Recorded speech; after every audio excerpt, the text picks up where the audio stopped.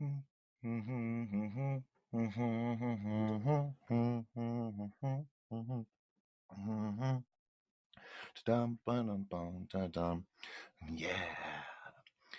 Dun, dun, dun, dun, dun, dun, dun, dun, dun, dun. Am I even? Wait. Oh. Shoot. Hi, everybody. Doc Skinner here, 1028 Live. Good morning, good afternoon, good evening, wherever you are. It is a special broadcast tonight. I know it's not normal to be on a Wednesday night, but hey, it is a special one. So, I got a special guest coming up. I'll tell you about her in just a minute.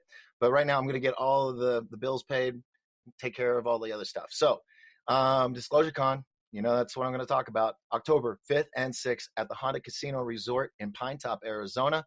It's going to be amazing. We have a huge lineup of people. We've got vendors coming. I think there's going to be 32 booths, including authors. Let me get my list. I just want to make sure I don't forget nobody here real quick. But you can get your tickets now at Big Kid Gamer Lounge in Lakeside. You can also get your tickets at the Lodge Bar and Grill in Pine Top. Also, if you have never been, if you've never been to Sweet Pea's Infusion Cafe, check them out. They also have tickets for our event.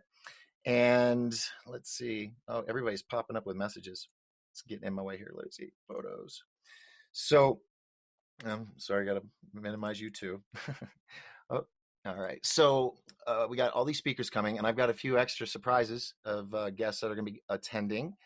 And tomorrow night at 7:00 from the show Edge of Wonder, direct and live from New York, we will have Rob and Ben from Edge of Wonder. So you want to check that out. So at the event, of course, we have our guest that's going to be coming up in just a moment, Laura Eisenhower. We have Apala Asteria, who's a model, musician, ufologist, actress, and she's also on Star Trek Picard that's coming out. We have the legend himself, Rex Bear from the League Project, Sholo MUFON director who was on the show last night, David Loomis, our good friend from the UK, the #1 leading paranormal investigator, Don Phillips. He'll be there as well. From Phoenix MUFON and Arizona State MUFON, Stacy Wright and Jim Mann. And our dear good friend, Brooks Agnew, is coming back once again. We have another return guest. We have Joel Christopher Payne from Disney. He's I think they're #1. He's been rated the #1 artist in the world. His paintings are amazing. He's going to be bringing art, so bring your wallets. If you want some collector's item stuff that you're going to pass down generations through wills and stuff, this is the art you want. Come on down, check him out, meet him. He's also the creator of Growums and Friendlians, which is a children's show and app for parents and kids. It's actually the #1 parenting app. So come meet this amazing man. And we've got a special treat, he and I, for you, but you got to come to Disclosure Con. And then, of course, my dear friend, Suzanne Ross, who's just a walking bundle of light. She's the founder and creator of the Sci-Spy TV network, and she hosts many shows and events, and she's going to be here. Then another dear friend, Natasha Nix from Mysterious Forces Live, she's going to be here doing interviews. I think she's bringing her alien guitar again. And then, of course, we have Brad Olson from World Stompers Antarctica, South America, and anywhere else this man can put his foot on dirt. He's like an Indiana Jones, if you ask me. And he's going to be talking about Antarctica, his trip there recently, which was beautiful because I'm editing the videos for it, and it's some amazing footage. So we'll probably show some of that hopefully at the event. Costumes, check it out. It's not a regular UFO conference, okay? So, but it's not a Comic-Con. It's right in the middle, sci-fi and sci-reality colliding. So if you got your cosplay, bring your cosplay on. We got our photo areas. We're bringing back the Millennium Falcon interior set for photos. We're also building some surprise sets. We're doing 3 new things this year to get your photos with, or one of them will defy gravity, we'll just say. We're going to have our costume contest, so you have a chance to win a plaque and some awards. And I just found out that we one of the people having a booth at Disclosure Con is a wonderful gentleman who I had the honor of meeting at the UFO Congress, International UFO Congress in Phoenix. He was one of the guys that helped put the SR-71 together, worked at Area 51. That's right, James Goodall himself. He's going to be there. He knew Bob Lazar before anybody else knew who Bob Lazar was. And he worked at the infamous place. So we'll be talking about, he'll be there to talk about all that. And he has his book as well. So much more. The Honda Casino Resort has been so great to help us, by hosting this event and letting me, do this crazy thing. They have upgraded. So when you come, it's basically going to be a brand new facility. And this will be it's beautiful. I think they got their light rig set from some huge theater in Phoenix. And I mean, Garth Brooks would want this set up. I was blown away. All new carpet, all new lights, fixtures, all the furniture, new couches. So we'll have areas for interviews for our guests. It's going to be a great time. Plus, did I say it's in the White Mountains? If you've never been to the White Mountains, this is the place to be. We're at about 7,000 plus in elevation. We have seasons, and we have more, I think, pine trees, I think it's more pine trees than anywhere in the country. We are also the #1 log cabin vacation destination in the world. So if you're looking for somewhere to get out of the heat, come on up to Pinetop Lakeside and Show Low, the White Mountains. That's where it's at. All right. So I would also like to say a really quick thanks to, let me pull this up so I don't forget anybody. Our sponsors. Of course, I would like to say thank you to Whispering Pines Resorts, Honda Casino. Let's see, make sure I don't forget anybody. There is a new one that I will be announcing that is just mind-blowing, that will be involved with. You'll find out about it probably tomorrow or the following week, and it's epic. I mean, working with an organization or company, you might say, more of a media company. 32 years they've been in this world, and I'll give you all the details once everything's signed, sealed, delivered. I would also like to say thanks to Darmar Production, GSD Production. GSD, Jessica Stevens has just been one of the biggest helping. I mean, amazing person. And without her, there probably wouldn't be a Disclosure Con. So when you see her, you give her a hug, shake hands, whatever. I mean, it's, big thanks to her. All right. I also would like to say thanks to Sweet Peas Infusion Cafe. And did I forget anybody? I just don't want to leave anybody out.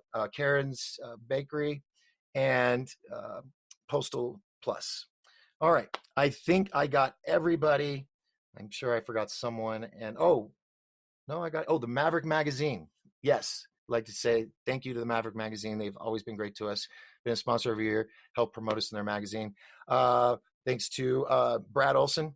He was on Richard C. Hoagland's show the other night, and he brought up Disclosure Con. So that's a lot of listeners that got to know. I can't do this on my own. Instead of me doing 100% of my work, if we all do like 1%, we can do this together. This Disclosure Con is beyond me, just an idea in my head. It has become its own thing, and it's all a part of you. So you all make this happen. On that note, get your tickets now. Go online if you can't. Go to one of those locations, disclosurecon.com, www.disclosurecon.com. Okay, you can get your tickets there, see more information, watch the promo video, all that. Whew. I think I just did a telethon. All right, so we're going to wrap that up. I'm going to get rid of this Excel sheet so I can see what's going on. Laura Eisenhower, she's a clairvoyant, tarot, and astrology reader. Laura is a great-granddaughter of the famous Dwight D. Eisenhower, President Dwight D. Eisenhower, and is on a profound mission to complete his legacy and the Magdalene legacy in a way that is unique to her own soul code. It is beyond choice. These two forces connect many dots that are coming into our awareness now more than ever. And Laura reveals the influence of the false matrix and works to conquer the hidden agendas that are affecting our freedom. You can check out her website at cosmicgaia.org. That's COSMICGAIA.org. All right. Shameless plug to the company that won't sponsor me.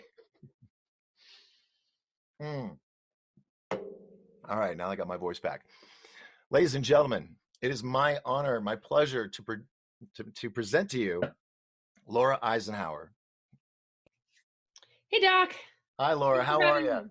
I'm good. How are you doing? Oh, I'm just ecstatic that you're here with us tonight on this I'm special. I mean, I'm ecstatic. I'm ecstatic. So thank you for doing this, and thank you for participating in Disclosure Con. It means a lot to me. So well, thank thank you. you. It means a lot to me to be invited, and I'm really looking forward to it. Awesome, awesome. Well, let me. I'm going to close this up real quick and go to the. Let's see. Is this the one that's live? All right. So I'm going to open up so I can get. Oh, turn this down. Wait. Hold on. I want to get to the chat room, so if anybody has any questions, I can check them out. So if I'm looking this direction, please don't think I'm ignoring you or being rude. I'm checking the scroll. Okay. All right. Oh, yeah. Okay. So Laura, if you could just a little bit more about yourself. I know I read the little bio, but anything you want to express to the people that are watching that may be learning of you for the first time? Yeah, well, I do day readings. I mostly focus on astrology. I do tarot. I did go to a clairvoyant institute for a couple of years, but I tend to steer more towards just like astrology because it's over the phone and it's not as personal, compared to like being one-on-one with a person where it's a little bit easier to go into the clairvoyant zone. I am all about disclosure. I've been a public speaker since 2010 and have traveled all over the world, which has been really exciting to be able to bring this, kind of information to people. I like to focus a lot on our DNA, what junk DNA is, how it relates to the earth grids and the multidimensional cosmos, galactic chakras that we're beginning to like awaken.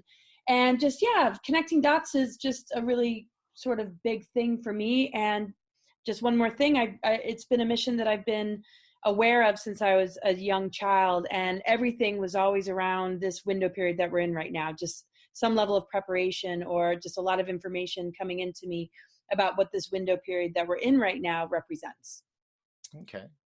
Wow. So you've been busy spreading this word at all these conventions and conferences, correct? Yeah, I have been. I was sort of adding it up the other day, and definitely about 1,500 events over the course of a decade. Oh my gosh. Yeah. So are you ever home? It doesn't feel like I mean, I wake up sometimes in a hotel and I have to look out the window to remind myself like where I am exactly when it gets to be that back to back. Yeah. But I am home. I mean, sometimes there are like big chunks of time, maybe a couple weeks at a time that I get to, spend at home. And I think next year I'm going to slow it down a little bit, but yeah, it's been pretty nonstop, and it's been wonderful to meet so many people. I mean, there's so many of us now coming together, and just with social media and just people really just creating channels and doing blogs and just doing more videos. It's just rippling out and really, spreading. So I just feel like this incredible team that we're just all working on this together. So Yeah, me and some of my other YouTube friends that they're going to be at the event. We not all of us have been doing it a long time on YouTube or Facebook, and we kind of feel like the Rat Pack of our generation, kind of trying to uh, get the word out there any way we can. And I thought this disclosure call originally it was just supposed to be Travis Walton and Andrew Bashago, and it just blew up. Mike Barrett called me, then Brooks Agnew called me, and I'm like, why these people? How do they know who I am? And one of them told me that they heard about it from somebody in Malaysia, and I was like, that's just insane. oh wow. Yeah. So yeah, I'm really big in Indonesia.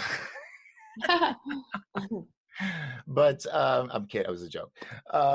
But yeah, the way it's spreading, you got all these shows that are going on, all these channels and networks. Um, it's really enlightening because what was it? Maybe 10 years ago, 15 years ago, we were the ones with the tinfoil hats. We were the crazy ones, and now it's all being reported on the mainstream news, and they're like, yeah, they were right. How does that make you feel? I mean, did you feel like at the fight that we're well, how do you feel about it? I feel like it's a big hump that we've overcome. It's not so much a minority anymore. I know the numbers are still small. I know it's a lot for people to process, but I mean, when something happens in the news, there's so much just, people picking it apart and doubting the actual like headline. And so just the recognition of fake news is huge in and of itself. And, when Epstein supposedly commits suicide, I mean, that was major. People that normally wouldn't even consider conspiracy theories were definitely feeling like something was way off. So I know it's been a lot, especially in the earlier years. I definitely was called super crazy, and definitely a lot was thrown at me. And a lot of the same people that had that reaction initially have come back and apologized. Like, okay, it's starting to make sense now. Yeah. Because there's a lot of different whistleblowers. There's a lot of different testimony between people that don't even know each other that are basically saying, very similar things when it comes to these projects, secret space programs, and abduction scenarios. And something that has been huge for me is that I have so many clients, people that aren't ready to go public, that don't want to go public, that are sharing these things with me. So it's not just, those that are ready to talk about it. I mean, these conversations are going on for people, behind closed doors that are just still processing it. And so what we see and what's out there is very small compared to the amount of individuals that have had contact or been abducted or had some level of, some kind of sighting. And so even just going to, a bus stop or even at the airport, I just find it so easy to strike up conversations with people that maybe on the surface one wouldn't think are open to this kind of thing. And I'm just amazed at how many people I'll just, talk to at an airport or on an airplane or just in a casual way. It's just hard for people at first because they're afraid of what others might say. But once you get across that barrier, I think the numbers are huge as far as how many people are open to this or are experiencing it themselves.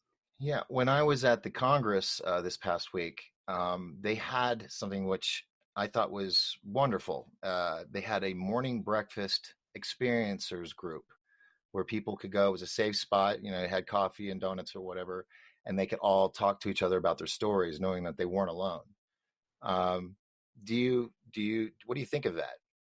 Because I had an idea, but I want to hear what you think. Oh, just about people coming together and being Uh-huh. able to share, knowing they're not alone. I mean, I think that's the Yeah. hugest. Isolation is really, really painful for people. And it's one of the hardest things to process and talk about. Mhm. And so the more transparent we can be and the more we can hold space, even if it doesn't make sense or we've never experienced it, why can't we just give people the benefit of the doubt and allow Mhm. them to, share, because that's how we learn. It's like a deep sea diver is going to see creatures that we can't see if we're just swimming in the ocean. And some have taken, a leap into the unknown or into territory that isn't that visible to most other people. And just the permission to speak and share, I just think brings out, more truth without the need for, a spotlight. I mean, I think that can come later if a Mhm. person's willing to talk about it, but just getting over the hump of just being able to share is just a huge step for anyone. Yeah. I think, yeah, the more those spaces are held for people, the better. I find like a lot of clients saying, I haven't been able to share this with anybody. I feel comfortable with you, been holding on to this for years and years and years since childhood. Then you get a bunch of people together that might have similar stories or at least, parallel experiences or things that are just having it in common, that it's just a Relatable. Yeah. story. Yeah. It's really healing to not internalize this kind of stuff. Well, yeah, that's why I asked you because after that, I had to go. Like, I was back in town and was dealing with the casino, paying for things and getting things ready for the event, and that was in my mind, and I thought it was brilliant. So I have also, on top of renting the ballroom and everything, the conference center, I've also rented a separate conference center, or it's a conference room, not a center. Sorry, smaller, out of the way. It's in the casino or hotel. And I was thinking about doing a morning event where people could go, open to the public. You don't have to have a ticket to go to that because it's not in the main ballroom, and allow people to uh, meet each other, tell each other the stories, just like this, so that because more you talk about it, it's easier. And I think that would be a really cool thing to have at Disclosure Con. So Really good idea. that's, yeah, we're doing that. Kesslin is going to do a meditation thing on Sunday morning. So we'll probably do it Saturday. And then, I mean, I have them all both days. So we could have multiples, one in the afternoon, Yeah, what? See, this is what happens is I say things live on the air, and I'm like, now I'm going to do it. Right? So I said That's it. all Now it's going to manifest. happen. Yeah. Oh, I totally manifested. Mhm. So, all right, folks, there it is, right there. I booked a secondary room for the weekend. That will be. I was thinking in case somebody wanted to do a workshop, but I think this would be more important. Maybe we'll do a morning, an afternoon, and a late afternoon um, group sessions if anybody wants to come and tell their story in a safe environment, non-judgmental. Anybody does anything dumb, they're out, So yeah, so that's what's going on. Tell everybody you know, and I'm excited about that. Yeah, I think that'll be a good thing. So, all right, now, so you're gonna be at Disclosure Con. Can you give a little elevator pitch, a little taste of what you're gonna be talking about? I hope there's a little SSP in there. Definitely, definitely. Yes. I have to look at the schedule to see the amount of time I have blocked. I can't quite remember off the top of my head, but I do know that I can fit quite a lot in, even just in one presentation. And I go into quite a lot of detail about our galactic history, but in the context of how does that relate to our DNA and our full strand capacity, 12 strand and beyond, how that is broken up into different harmonic universes, how it's a replica of our multidimensional, cosmos, and all these different experiences that we've had that have now become scrambled fire codes that one would call junk DNA. And because of the matrix programs and the things that we learn and history being rewritten, we don't tend to ask a lot of questions about our galactic history or even what junk DNA is all about. And so I like to put a lot of attention on that and how that relates to the earth grids, the electric and magnetic energies of the masculine and feminine, and also how it relates to the elements and how the nucleic acids of our DNA connect with the elements. Also the 13th gate, the mother energy, returning in this particular window, and how that relates to things going on astrologically to kind of give it a backup. And so it's just a lot of dot connecting, but it's in a particular context. I focus on exploding planets, a lot of the cataclysms, different races that have sought to control the stargates and manipulate the earth grids and put things in reversal codes to amplify and keep that junk DNA alive, which is basically us in duality and not in unity, and the imbalance of, the masculine and feminine, and just any kind of imbalance when it comes down to like polarity, how we're in a time of polarity integration being super important in order to create an alchemical shift, which brings us from, the carbon-based form into crystalline, and just how that relates to timelines and different agendas that are trying to get in the way, engineering artificial timelines, and how that relates to my Mars recruitment, secret space programs, things that happened after the Second World War and during the Second World War, and of course, way before that, that has led to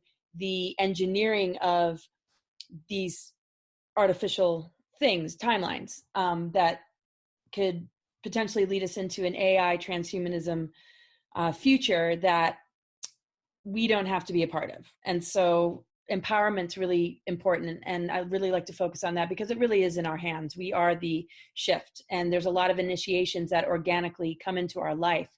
But because we aren't prepared for them, we haven't been counseled to know how to really deal with them. I like to just give it a voice, because without giving ourselves like permission and understanding that it's a really powerful and wonderful thing, we tend to give our power away, maybe go on pharmaceuticals, maybe feel like we're losing our minds, and instead of being able to get to the other side of it and feel the camaraderie, it just ends up getting even worse. And so these moments of growth can actually be stunted and put us in a place of digression. And so also just the targeting of our DNA and on and on and on. I don't want to give it all away. And here I am kind of rambling on about it, but yeah, secret space programs, all the different types of secret space programs, and what my personal experience has been and what I've seen. That's what I was hoping you were going to at least tell part of your story and how you got incorporated in all to this. So it's a great story. I'm looking forward to hearing it live. Yeah. So, I mean, if people have interest in that, I can spend, quite a bit of time. It's definitely included, and I kind of feel out the crowd, and I definitely, there's a lot to share about that and how that all came about, what I learned, what I saw, different technologies that were utilized, and what that was going to mean for our future, and how we can get away from these artificial constructed, timelines through just just being authentic and allowing ourselves these initiations and understanding them and how that relates to certain planets and the shadow side of planets. And I also go into things in relation to the moon, Saturn matrix, and how we're moving on from that.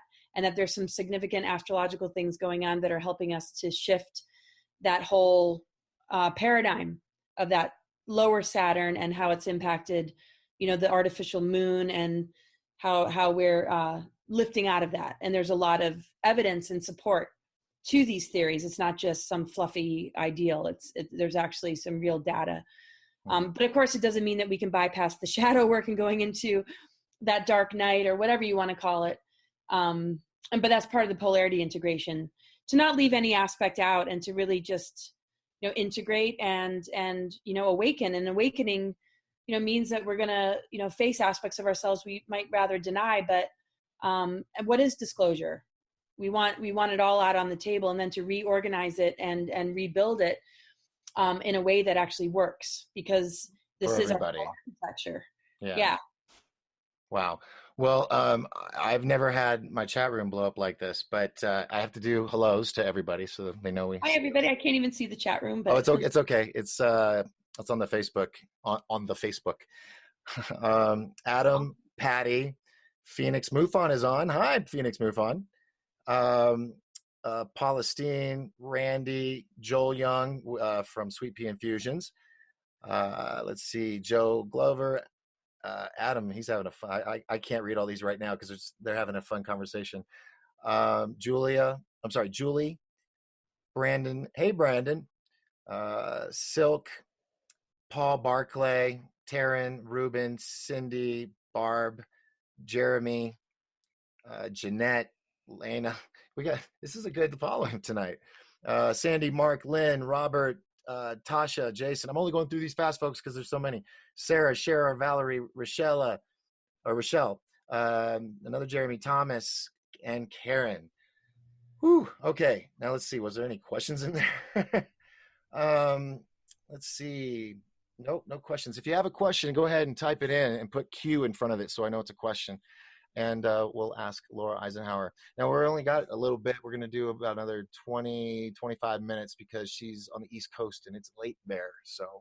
And we're all good. We're all good. And I just want to mention another thing. Also, like Ascension Symptoms.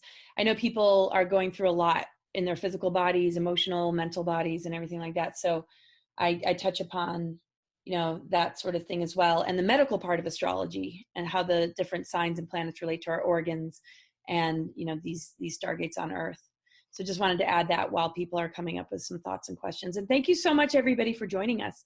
And I hope you'll be out there in Arizona at this event. It's going to be, it just sounds so awesome. Well, it's going to be fun. And you're going to be a cartoon too. I get to be a cartoon. Oh, good. Well, in a comic book, because that's our program book. It's a comic book. Oh, nice. And it'll have your bio and an X and a line. So everybody has to come and say hi to you and get your autograph. And then when they get all the autographs, we put it in a plastic sleeve and it's a collector's item. Wow. Okay, cool. Yeah. Wait till you see your VIP pass. That's sweet. Yeah, it's good. You won't have a VIP pass like this anywhere. Wow. I hope for a while at least. So no, it sounds very unique. Oh yeah. I've been to anything like this. Yeah, everything's got to be outside the box with me. So it's gonna be a lot of fun. And if it snows, that'd be cool. I mean, are you cool with snow? Oh yeah, you're from up north. I have no choice but to be cool with snow. Where I am. I know and you right always. Now I'm in the Adirondack Mountains where I used to live. Same kind of winters as in Montana, 6-month winters. So you always make it look so cozy with all your outfits and your hoodies and stuff, and just like your Chinese, your trip from China. Those photos are just like they were cute. All right. I was freezing there. Oh my gosh! Right. It looked like you guys were both freezing. I just went blank on his name. John Souza? Yeah, he was my first guest this year. Oh, really? Yeah, and he was going to be on the bill, but he got double booked.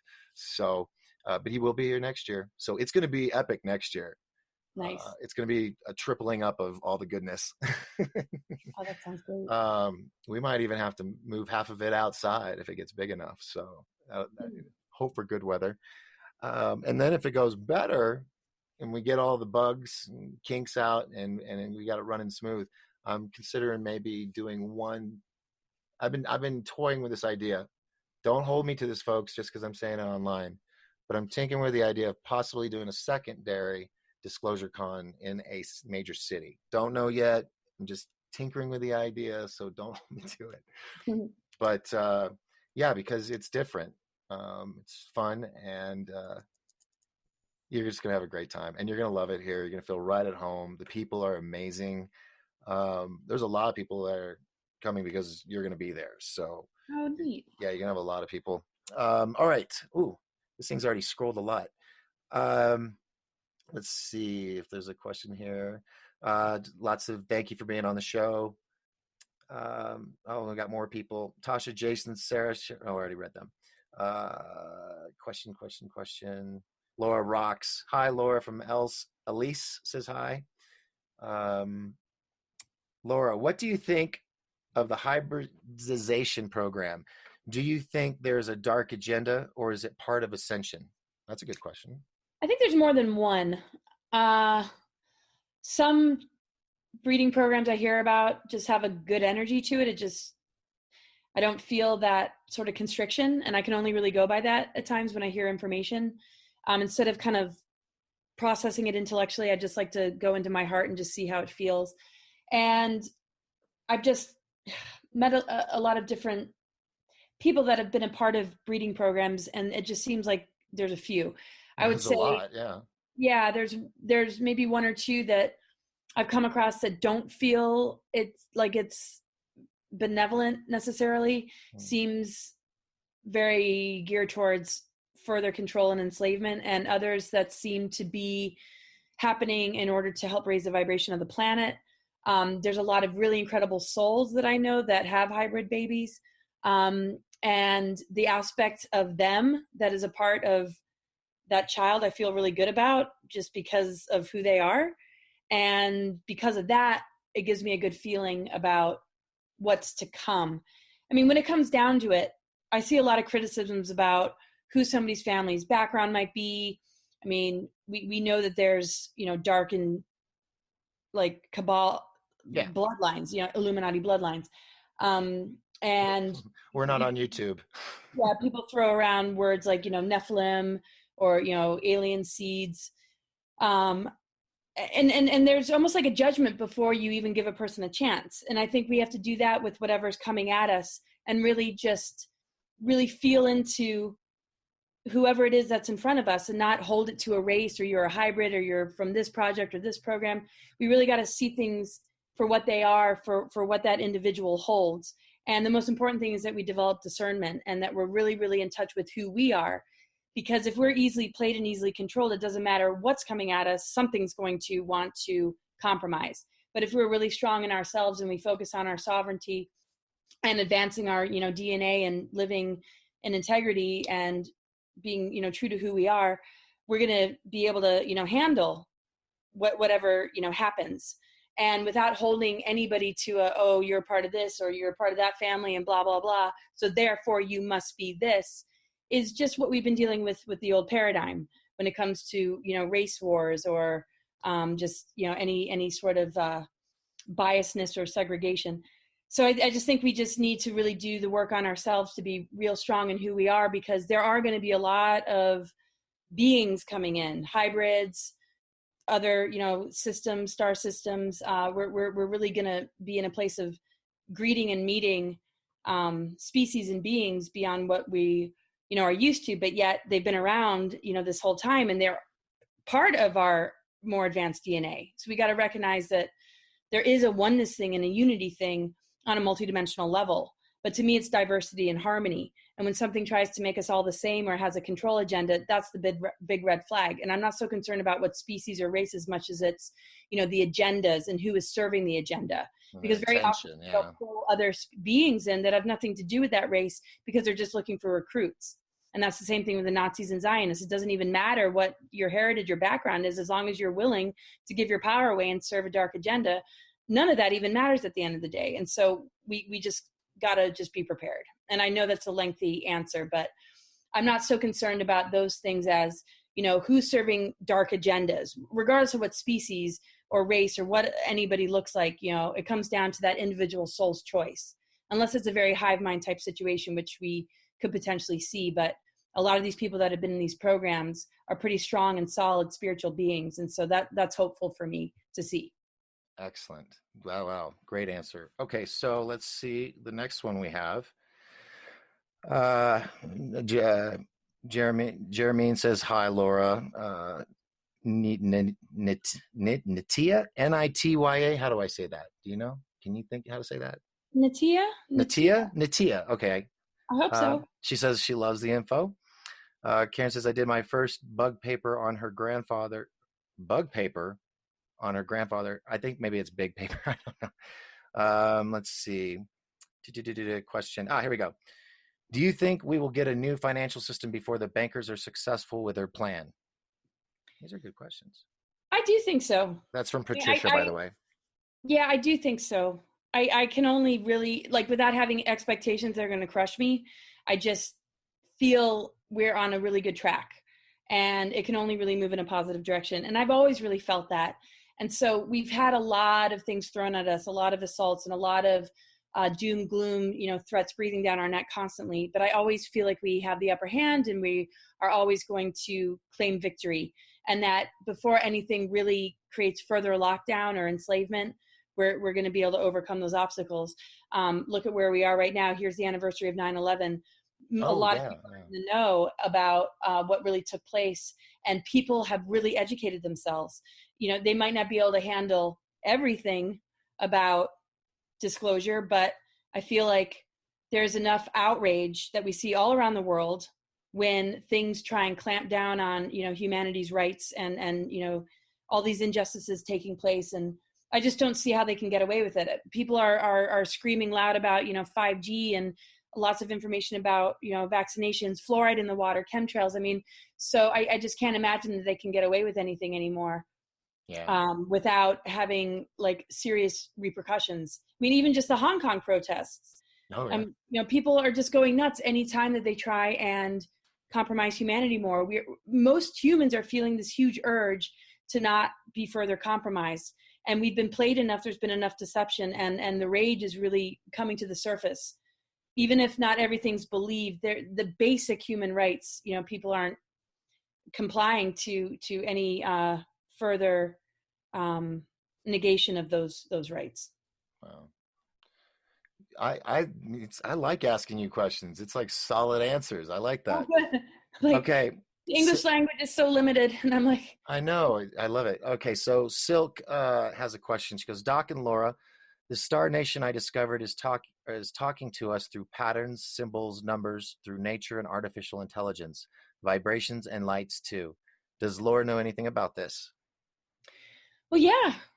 I mean, that's just the nature of our reality. I mean, sacred geometries, make up nature. And Earth grid, stargates, chakra. I mean, it's and there's mathematics, behind it as well. And there are very important blueprints, and some of them have been manipulated, and certain codings have been altered. If you even Google like a tree of life, you're not always going to get the 12 spheres. You might get the 10, which is draconian. Mm-hmm. So, there is communication with some of these altered blueprints relating to imitation, archonic technologies and AI, and some that are coded in a way that can help us to activate our dormant DNA. And so we got kind of both coming at us. And the more we can understand the language, the more we can have discernment about what we allow in. There's artificial intelligence signals, and there's organic ascension signals. And so the more true we are to ourselves, the more we're going to be able to tell the difference.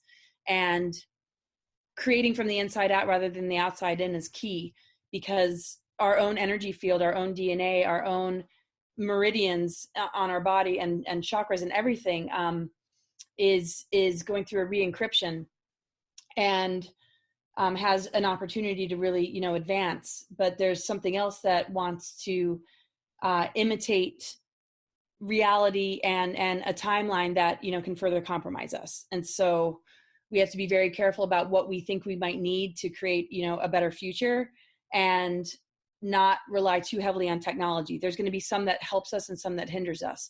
If we can find that balance between the right and left brain, the technological advancements and also our spiritual growth, we will more than likely integrate the positive symbols and messages and codings that are coming through versus the ones that will trick us into thinking that we need more than we actually need, because that extra supplemental interference can stunt our growth further. Wow. That's deep. Let's see. All right. So we have, let's see, everybody's saying they love you and hello. I love everyone. Let's see. Where to take home from Australia? Did you go to, you were Australia, right? You were recently? Someone says, did you take home? I'm going to read it as it's typed. Do you, Laura, take home from Australia the kangaroo energies with you? Oh my gosh, I love those kangaroos. We were surrounded by them, and I just would sit there and stare at them, and they'd be sitting there chomping on grass, and I'd just be staring at them and just watching them hop around.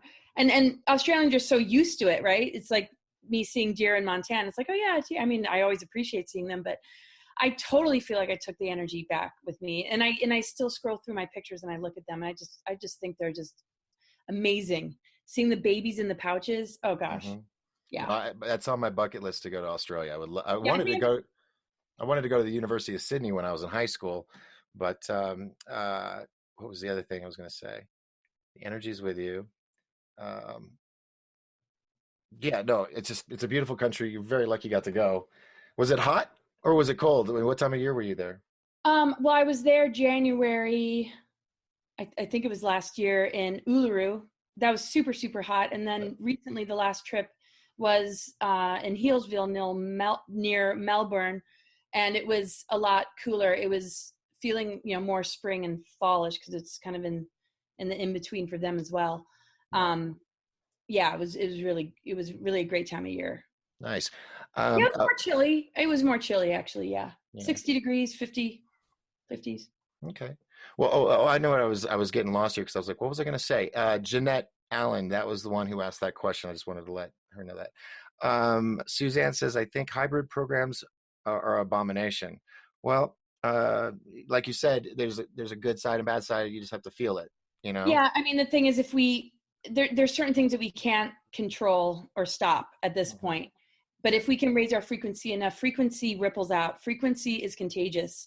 Low mind control is contagious, right? So people can be under like a mind control social engineering program, or people can snap out of it. So if we can hold that higher vibration that is beyond mind control, which is beyond even the controls that certain hybridization programs might have, then we have the opportunity to maybe help those souls to break free. And so I just choose to hold that. I don't want to say it's an abomination because I know too many people involved in that, and I don't want them to be carrying this fear or pain or even guilt or concern. It's something that we can't, really stop, and so we can do our best with it by just holding, love. Doesn't mean that we have to join. Doesn't mean we have to give our power away. The most important thing is that we're sovereign and we're whole and we're completely just on track with our own, spiritual path. And from there, we can't go wrong, and we can influence others in a positive way. And that's just the best thing that we can do. Yeah. I was speaking to O'Brien Riley the other day, a friend of mine, and I was trying to explain to her, she was having a bad day. She felt like somebody was just draining her energy. I said, that's like an energy vampire. And the way I explained it was there's a movie and a book. It's called the Celestine Prophecies. Have you heard of it? Yeah. Have you seen the movie? I haven't seen the movie, no. Oh, it's fantastic. What they do is they show, remember, well, if you've read the book, the new guy that's learning all this, he comes to their sanctuary and he sees one of the girls and tries to be all suave on her, And the way they shot it from our angle, from the camera, you see his aura and then you see hers, and hers is like retracting and his is like almost engulfing her. And then she gets uncomfortable and says, I got to go. And it's those energies you're talking about. I strongly believe in that, and that's why I try to always be uplifting and energetic around people.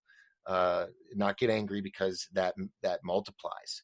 You get people that are miserable, like they say, misery loves company. They're so miserable, they got to make sure that you're not happy because that's not fair. So you got to be miserable too. And so it's that energy that they're taking. or not, and not giving. Am I on the right track with this belief? Absolutely. Yeah. And it's just like in anything. I don't want to be a person that creates further division, conflict, duality, and separation. There are disturbing things, and there are things that absolutely and totally, trigger me. But I want to seek the higher road. I want to be, a person that can, influence it for the better. And if I can't, then we deserve to have boundaries. We can have boundaries. If we're not in agreement to something, we don't have to consent to it. Right. But we don't have to fight it and battle it, because that only, creates more darkness. So the universe, there's plenty of room for everyone. And there's reasons behind these, different, breeding programs. But if we can stop mind control, if we can snap a person out of mind control, we can break an agenda. We can break dark agendas, but we can't be the food source for these beings. There wouldn't be a dark agenda unless there was something they could feed upon. So our job is to not be easily fed upon, and to protect our space, and to, raise our vibration. It doesn't mean that we have to be all love and light. We can have our concerns and, opinions, but, I think there's just a better way to approach it in order to create harmony and camaraderie instead of separation. And I still see that. I mean, some of the comments being shared with me, being a very well-intentioned person that does everything I can to be in service. Well, I'm not perfect, but, having a lot of criticisms thrown at me, it's just like, why don't we just put that attention on busting the crimes against humanity instead of going against each other? And so even in a very high vibration community where a lot of us are trying to do a lot of work, we see this. So it's pretty scary to think what's down the road if we can't figure it out, when we're all just kind of like coming to terms with what's happened, what secrecy we've survived, and what traumas we've survived, that we can't even be decent with each other. We better figure that out, because there's a lot to come that's going to be hard. I think it's a lot. It has to deal with insecurity and social cognitive dissonance. They haven't woken up yet, and they're hearing this. And, you get some people that are, on fire about this. They're new, and they'll pound people over the head because I just saw it's what it is. What is, and then that scares those people off, and then they become closed-minded, and they're just like, no, I remember Harold. He was a crazy freak. Those people are tinfoil wearing hat people. I think if people can listen to others and put their insecurities and cognitive distance aside and go, okay, this is this person's perspective. Why is it that we have to tear everything down to the words and analyze? I mean, that's what all news is now, is they have the commentators. Okay, someone spoke for 5 minutes. The commentator with 4 or 5 people at a table is an hour long. How can you, why is it that we feel we have to do that? As a society, why can't people just talk to each other and go, okay? Yeah, I think we're required. Things have been so externalized. Our self-worth has been very programmed by, this is how it should look and this is how it should sound. And so when we're breaking through all that and pushing the envelope a little bit and finding ourselves, that process of inner work sometimes gets projected outwardly. And so the uncomfortableness that people run into within themselves is very, very hard to maybe have humility towards, because it looks maybe weak when actually that's a lie, that's an illusion. And so it just gets cast on other people when, really we're just spending a lot of time externalizing our own inner work, but not being fully aware of the need to do inner work because we're looking outside ourselves for answers. So it just becomes sort of lost in translation and just becomes like, super, crazy. And so there's an art to it, and it's all a work in progress. And we just need to be patient with each other, take a deep breath, step back, hold ourselves accountable when it's important to apologize for being out of line, and, just do our best to, have integrity and be compassionate and patient. And, also put ourselves in each other's shoes, and just, I don't know. No, I just want to treat others the way I'd want to be treated. And I'm the first to apologize when I feel out of line. And if there's something I missed, just a gentle reminder, without this kind of scolding, condescending authority figure would be nice. Yeah. Just kind of like, I'm really sensitive. You could word it a little differently. Then it's like, oh my gosh, I'm so sorry. Instead of, we could just be a little bit more gentle. I don't know. It's definitely a work in progress, because mind control affects behavior. And so when we see the power struggle between masculine and feminine, let alone within circles of men and circles of women, and, you know, I mean, this is the stuff that we need to heal the most. It's how we all get along. Unity consciousness has been targeted. So it's not a waste of our time to try and master the art of relating and communicating. And sometimes it just seems like a roll your eyes kind of thing. But if we all, you know, took the time to really give it the attention it deserves, I think that's the real work that needs to be done in order to protect us from archons and dark agendas, because we create the illusion in each other. If we're triggering each other, if we're causing fear, if we're judging one another, if we're throwing stones, we actually create panic and triggers and fear. And then we're actually Our vibration is enabling off. these beings to feed on each other. If we're not nice to each other, we're creating the loosh. We're pulling it out of one another if we're not being more gentle. I mean, I don't know. You know what I mean? Yeah. And for anybody that came in the middle of this, when she means aliens eating us, it's like the energy, right? But yeah, so energy. Yeah, creating negative energy. So if we're treating each other with disrespect, and that causes a person to go into fear or some sort of anxiety, you know, we don't know their story. We don't know their traumas. We got to be really kind to one another, because when we trigger each other, it creates an opening and an invitation for an entity to come in and start to, you know, feed. And just the arrogant attitude or the condescending attitude or the self-righteous attitude, something's feeding on or trying to, you know, instigate. So we got to protect our fields and just really be in our heart and be gentle and kind. I just can't say that enough. And if we like create if we put our foot in our mouth, if we mess up on that, we can simply say sorry, and it goes a long way. And I think people feel that by admitting you're wrong or saying you're sorry is a form of weakness. It's a form of strength of character. Oh no. Oh, there you are.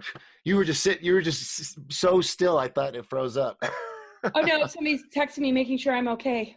Oh, okay, yeah. I'm okay. I'm okay. Right. Okay. Everything's good. I'm alive. Let's see here. Any questions? I'm going to read some of these first. Okay. Laura, this is from Josh. Laura, do you believe that we are hybrids?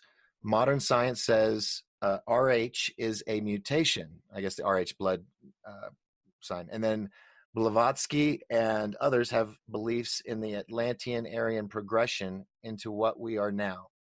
Love listening to you, Josh. Well, thanks, Josh. I mean, we all are hybrids to a certain degree. I mean, there is the RH negative, which has been associated with, you know, beings coming in, maybe Anunnaki, Nephilim even. Then there's the RH positive, and people have associated that with being more, you know, on Earth first or hybridized with. I mean, and that's why I say at the end of the day, it doesn't really matter what created our meat suit. It's our soul that matters. We've been jumping around for multiple incarnations in many different forms, maybe even animals, dolphins, birds, you know, different benevolent ET races. Maybe we played the dark villain. I mean, the thing is, the suit that we're in and the genetics behind the physical is not as important as what our heart is, what our intentions are, what kind of soul we have. And so I don't really pay too much attention to the rest, because this is actually a very old paradigm issue, which is what has created wars. The whole concept of chosen ones and genocide and Holocaust, wiping out certain races, even indigenous cultures, because the indigenous ones were a threat because potentially they're more, you know, well, more advanced. And so there's been a lot of hybridization in our galactic history, starting from a long time ago. I mean, we were 12 strand and beyond in the Lyra system. How the heck did we end up down here? Hybridization, manipulation of incarnate consciousness, mind control, tinkering with our DNA. So none of us are really representing the most stellar expression of ourselves on a physical level. Right. So that to me is not a priority to try and solve, as much as cultivation of our soul development, recognizing that we're here for soul development and spiritual development. And we can advance this meat suit that we are, you know, born into, whether it's hybridized, whether, you know, it's been implanted with, you know, all sorts of chips or whatever. we all have a chance to advance ourselves and connect with the 0 point unified field. And what that does to our physical is incredibly different than where we are right now. And the journey that we can go on and how we can, shift this physical vessel based on what's dormant, regardless of hybridization or anything else, is available to all. What's dormant is not destroyed. There might be genetic damage because of hybridization, but what's dormant and what's available can correct all of that. Because in this window period of ascension, the opportunity for this to take place is like no other time in history, because the galactic core of Andromeda and Milky Way are one again. Our galactic chakras are able to activate. And because the Venus transit has created a correction of the reversals of the pentagram and the dark mother reversal energies, and the mother energy is grounded back into the planet, activating us as a diamond heart sun, we're able to correct all of this. And then the revelation is that we can recognize and notice that spirit holds dominion over physical matter. And now it's time to heal from this hybridization or manipulation and tinkering with our DNA and this junk DNA. So none of it really matters if we can just go with the flow of what nature is presenting to us, because this is a cosmic and earthly event. Ascension is organic. It's like the blossoming of a flower. And the only issue is with some of these things that have taken place in our history is if it keeps us locked into the AI and the level of manipulation that can connect into part of our hybrid, part of the hybrid thing. And that's what happened with the Illuminati. Their reptilian DNA is what's being targeted. But the reason it's being targeted is through multi-generational mind control and trauma-based mind control. Mm-hmm. And so these people aren't in possession of themselves. And, if it was easy to just control them, there would be no trauma.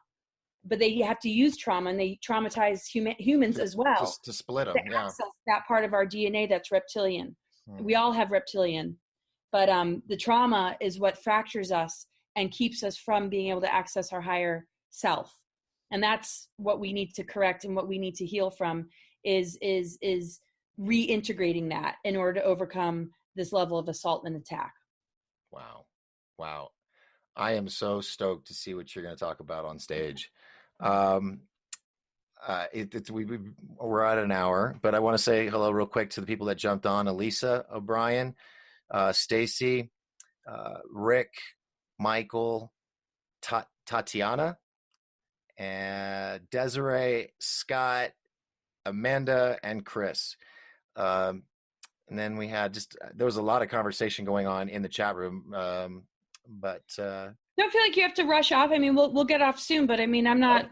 I'm here. Okay. All right. Okay. O'Brien Riley said meat suit. I like that. I'm going to use it. Yeah. Skin suit, meat suit. I didn't come up with that word, meat suit, but I mean, I don't know. Yeah. This flesh thing. I used to call this a biomechanical machine. I like that. Yeah. So yeah. Put that in the next book and just Doc Skinner next to it. Right. Yeah. I mean, it's a container. So that container can be filled with, the mind control, the manipulation, the things that keep us limited and in a dumbed down DNA state, or it can be a container that we can thrive in, and advance. And we have the free will to advance it, but we have to make the right choices. We have to have discernment. We have to see the games that are being played, and it particularly, was targeting us through media, through the television, through, politics and religions and different things like that. Not to say that it's all negative. There's a lot of well-intentioned individuals and a lot of, positive messages, but you got to read between the lines, because most of it just really wants to keep us in a state. So hybridization to me doesn't matter as much as being able to turn off the things that are coming in and keeping us in just a small portion of the fullness of all that we are, because we have more potential than we can imagine. It's like we haven't even begun yet. I mean, we're functioning at like 2 to 3 strand DNA level in a 3D program, when this is a 13-dimensional monadic Earth core that is taking us to levels of ourselves that we haven't experienced for a while. So it's almost like something's opening the zoo gate and is saying you can go back to your natural habitat now. But we're all so used to being born into captivity that we think it's crazy to even think that we could venture out of the gate.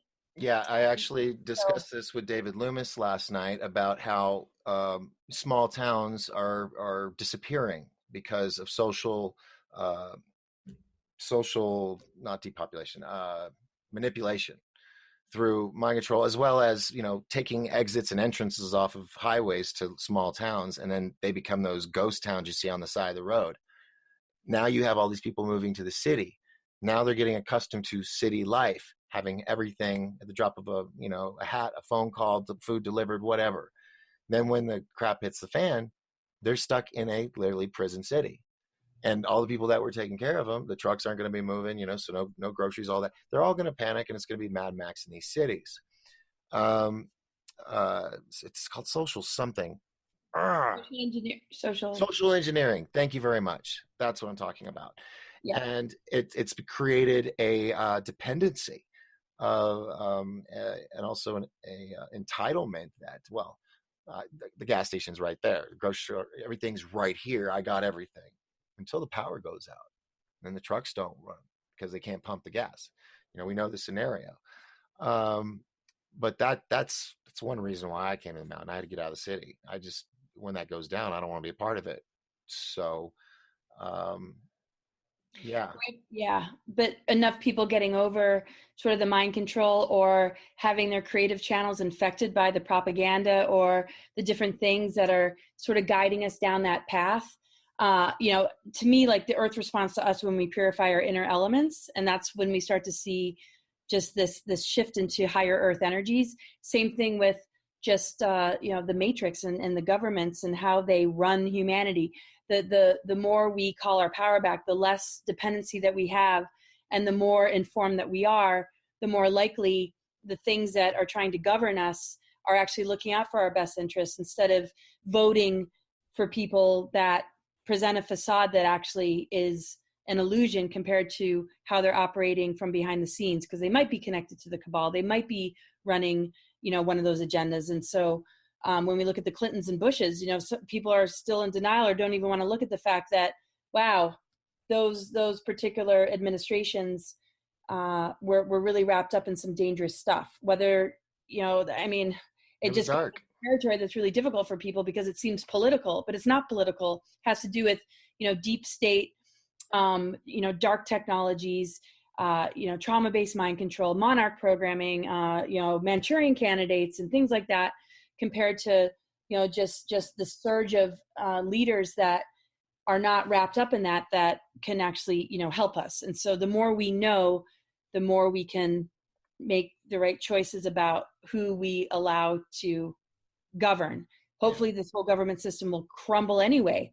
And we'll just learn how to maybe create, smaller, communities that are living close to the land, that are not so, dependent, because we have barely evolved, really. I mean, we're in 2020, not much is different from what it was decades ago. And John D'Souza was talking about this at the last expo, which is really cool. I mean, look at the airplanes, look at the vehicles. I mean, nothing has really changed. Yeah. I remember thinking even just 2001 or 2005 or 6, we would be in floating cities with like hovercraft, or at least a ring space station in orbit like 2001, something by now. Of course, now I understand why. I was with a company called Space Island Group out of California, and they were going to build with Hilton the first wheel space station in orbit by 2010. And things kept happening, didn't work out. Now that I know about SSP, it makes perfect sense. They don't want tourists up there. They don't want to see what's going on up there. So, yeah, they're hoarders, and it's all about the elitists, or whatever you want to call them. They have their hands on the advanced technologies. They're the ones that are building condos on Mars. They're recruiting people to enslave and use, whether that's their talents, skills, and abilities, or just to use them for breeding purposes.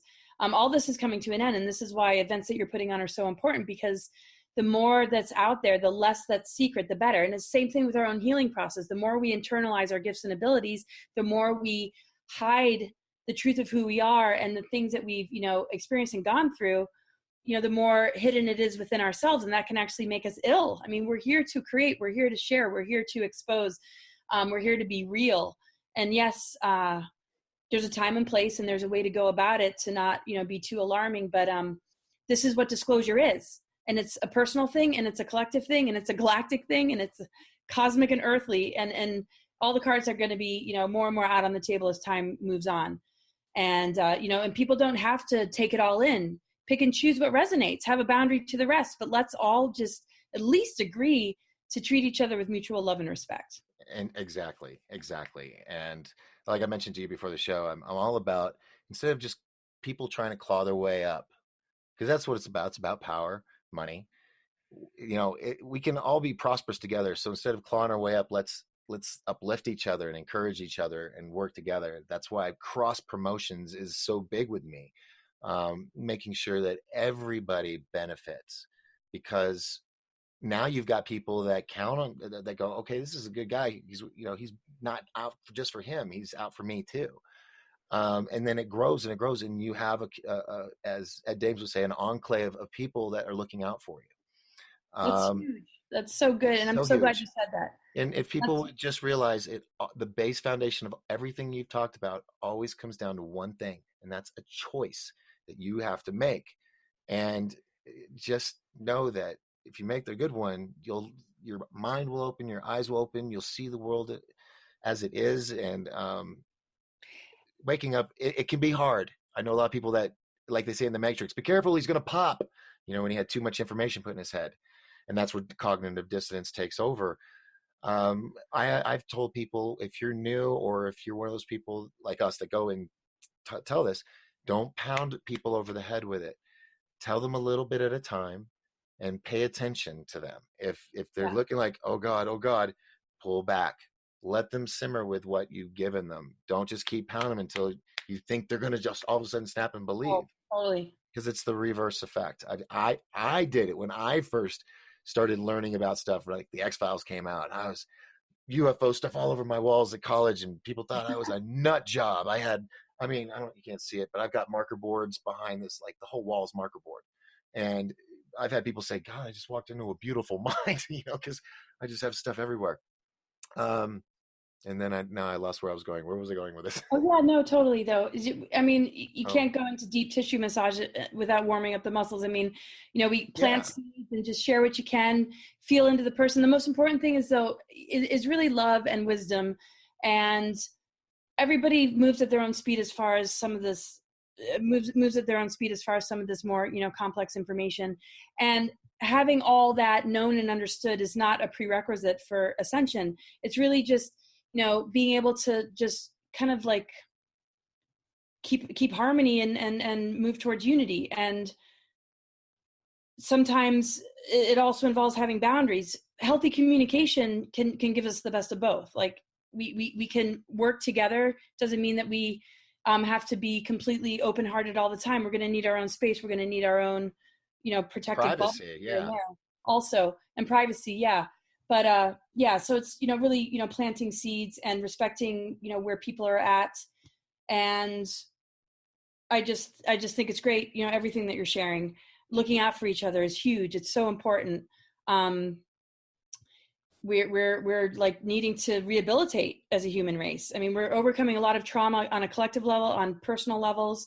And this is not a time to just claim enlightenment and try and, just one up each other, because then it becomes spiritual arrogance. It's like, we're not ready for that. We need to hold hands together and recognize that we're overcoming so much from past lives and just everything that we're bombarded with.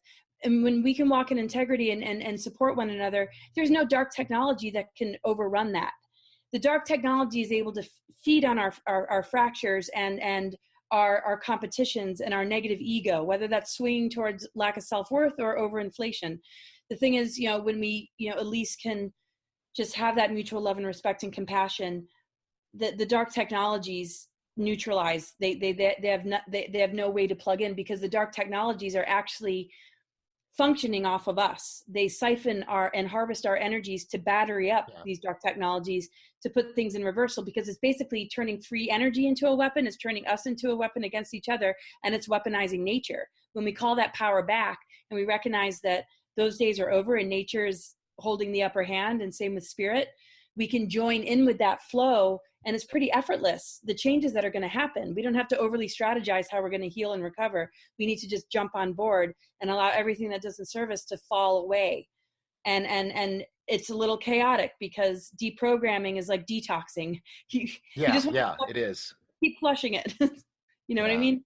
Yeah. So this is a time of all the purging, and it's icky, and it can, create a lot of discontent amongst one another. But let's just recognize it's not going to be pretty for a little while, and it's okay. Let's just breathe through it together. And sorry, you were going to say something. No. I'm just reading all these comments. People, we've touched a good nerve. I mean, everybody's like saying, "Well said." Totally. O'Brien says, "I've done the same thing with my family. They don't want to hear about it, and I know that.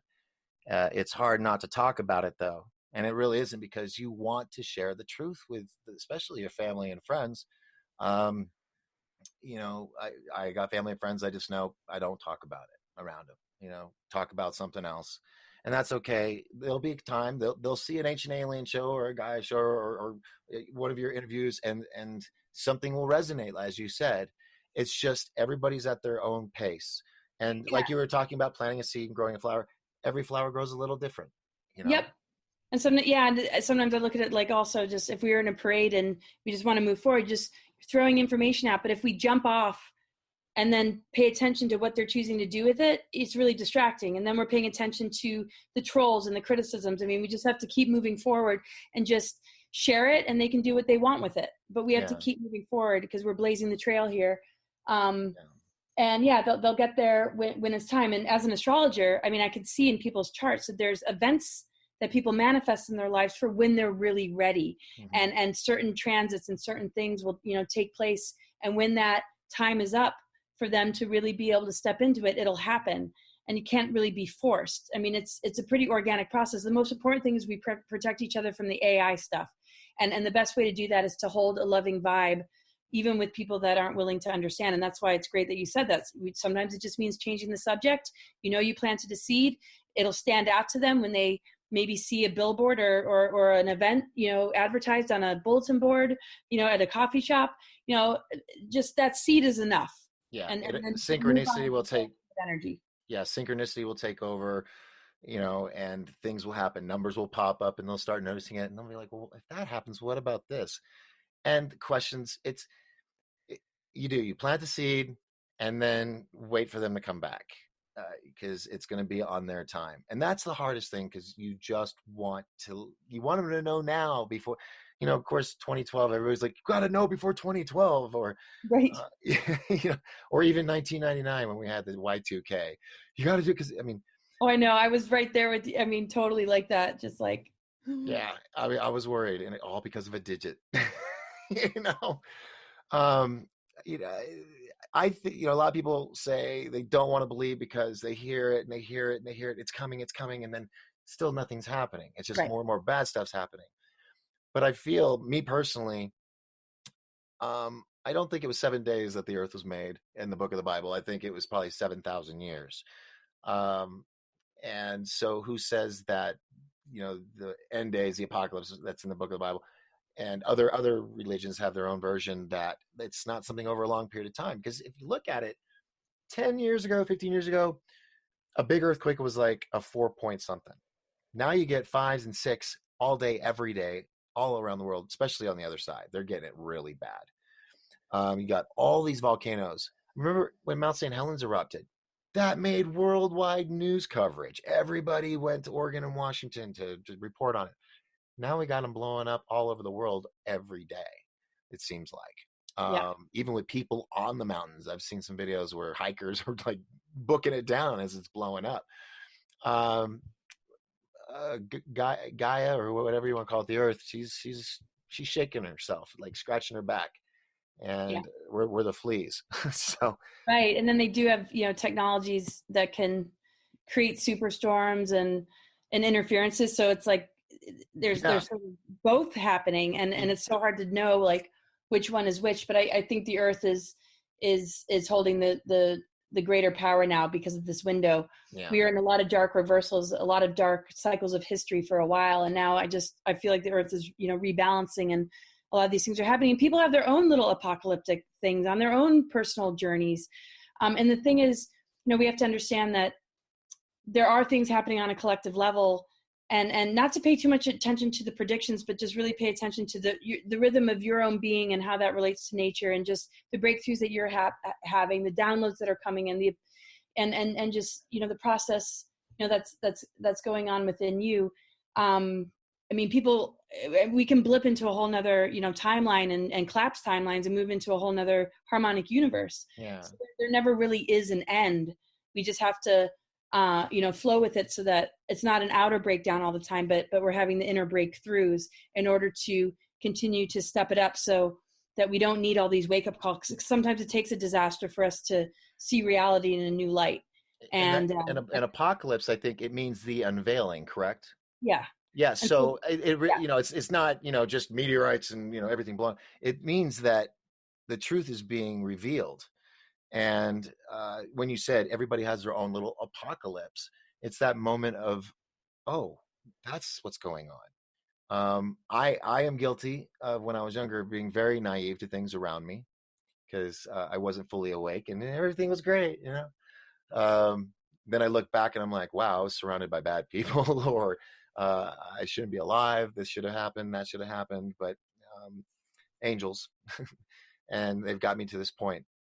And I think it all happens for a reason. When I was more open and kinder to people, not getting angry, and getting out of the city was a big help. Because when it's just concrete everywhere and you live in a place like Las Vegas, I mean, it wasn't, but you got sports arenas and all that. Everybody's all about the sports on Sundays. And that's I feel is part of the manipulation. No offense against football. I love football. I used to play football when I was a kid. I was a center. I loved just knocking people down. That was my thing. But when it becomes a religion almost for some people, that's where I get worried, because there is more to life than sports or game consoles, or just going to the movies all the time. I've been in the movie industry most of my life, or entertainment, and I have seen how they plant Easter eggs, and things that plant that seed. You may have seen it subconsciously, but it was there unless you freeze frame it. All these music videos and stuff, the agendas that they have, it's blatant almost to people like us that are awake. But then you see kids and stuff, they're like, this is my favorite ringtone. It's like, I DJ'd for 28 years, and I put up my headphones last year for good because of music, because of the messages and the subliminals and the agendas that are in it, and the degrading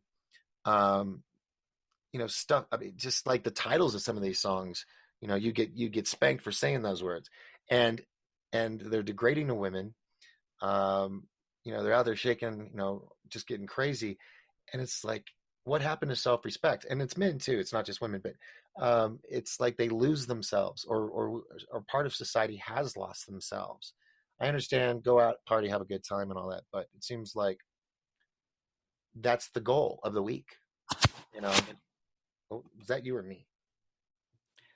Did you hear that? Oh, I don't think it was me. Okay. So anyway, no, I hear you. It's my turn of going off on a rant. No. I have a lot of, I think people should have more respect for themselves, and respect for others. Just like you said, if we just would not have an ego, that's a big part, other than, making that choice. The ego, we're so worried that we will be diminished in some way, that will be seen as weak. And so people have to be, bigger and badder than everybody else. The whole posturing thing. And it goes all the way back to the social engineering, as you said, to schools. What's the one thing that every school learns? We're number one. We'll outdo that school. And it goes, all the way into college. And then it goes into work business, locations, especially car dealerships. It's, you get those morning chants, and that, to me, that's mind control, like a hive mind. And I was lucky I didn't have to deal with that much in my life. If I did, it was okay. So I'm employed at a cult. I'm out. Yeah. So anyway. I avoided a lot of that too. I just really did my own thing. I could see through a lot of it, and I just hit the wilderness. I hit the road, and free spirit. It's because we're in this personality matrix, and what we're taught success is, or being on top, or the lesser is something that people fear. And we can't get rid of ego, but if we could align it with soul, and we could align it with, the unified field or 0 point energy or whatever, anybody wants to call it, the 3D reality that people call it is a programming. We're not limited to 3D. That is like such a small fraction of the rest of who we are. When we move into these other levels, we actually upgrade our DNA. We awaken dormant strands. We have to go into the soul. We have to go into the monad. We have to go into the universal mind. And when we can connect all those dots within ourselves, then our ego holds a lot of divine power, and our identities are like in guardianship of the earth, and in just a place of divinity in our expression towards one another, and we make the world a beautiful place, and we purify all the toxicity, because toxicity is a result of these really dark programs that the ego is attached to, because it doesn't give a crap about the earth. It just wants to exploit, just like a lot of these careers exploit what they might consider to be weak. And instead of helping a vulnerable person, it's all about taking advantage of them for the sake of money. So, if we could just get that piece as a humanity figured out, the earth will respond to us, and we'll notice the waters being cleared, the skies being cleared, because, we're made of elements. But if our own inner elements are toxic, even if it doesn't feel that way because we're attached to false light, we're just going to see the environment get further degraded. And so it has to be a collective pull towards clearing all that. And when those dormant strands light up in those higher harmonic universes, light up in our own self and our own DNA, the earth has no choice but to reflect back to us a much better existence. But as long as we stay in this 3D thing in competition, somebody's always going to win, somebody's always going to lose. The earth is never going to be able to really be a pure place, because that level of duality and competition is always going to have that place of pain and suffering for those that just couldn't make the grade. And we got to take care of each other, make sure that everybody's fed and clothed, not because, they weren't able to get a successful job or a good education. Who gives a crap? Make sure people are fed and clothed, for God's sake, and drop all this BS. Jesus. We have a responsibility to one another. Nobody should be hungry and starving and without basic needs. Right. And so the people we're rewarding, oh, great, they're athletes or they're good actors.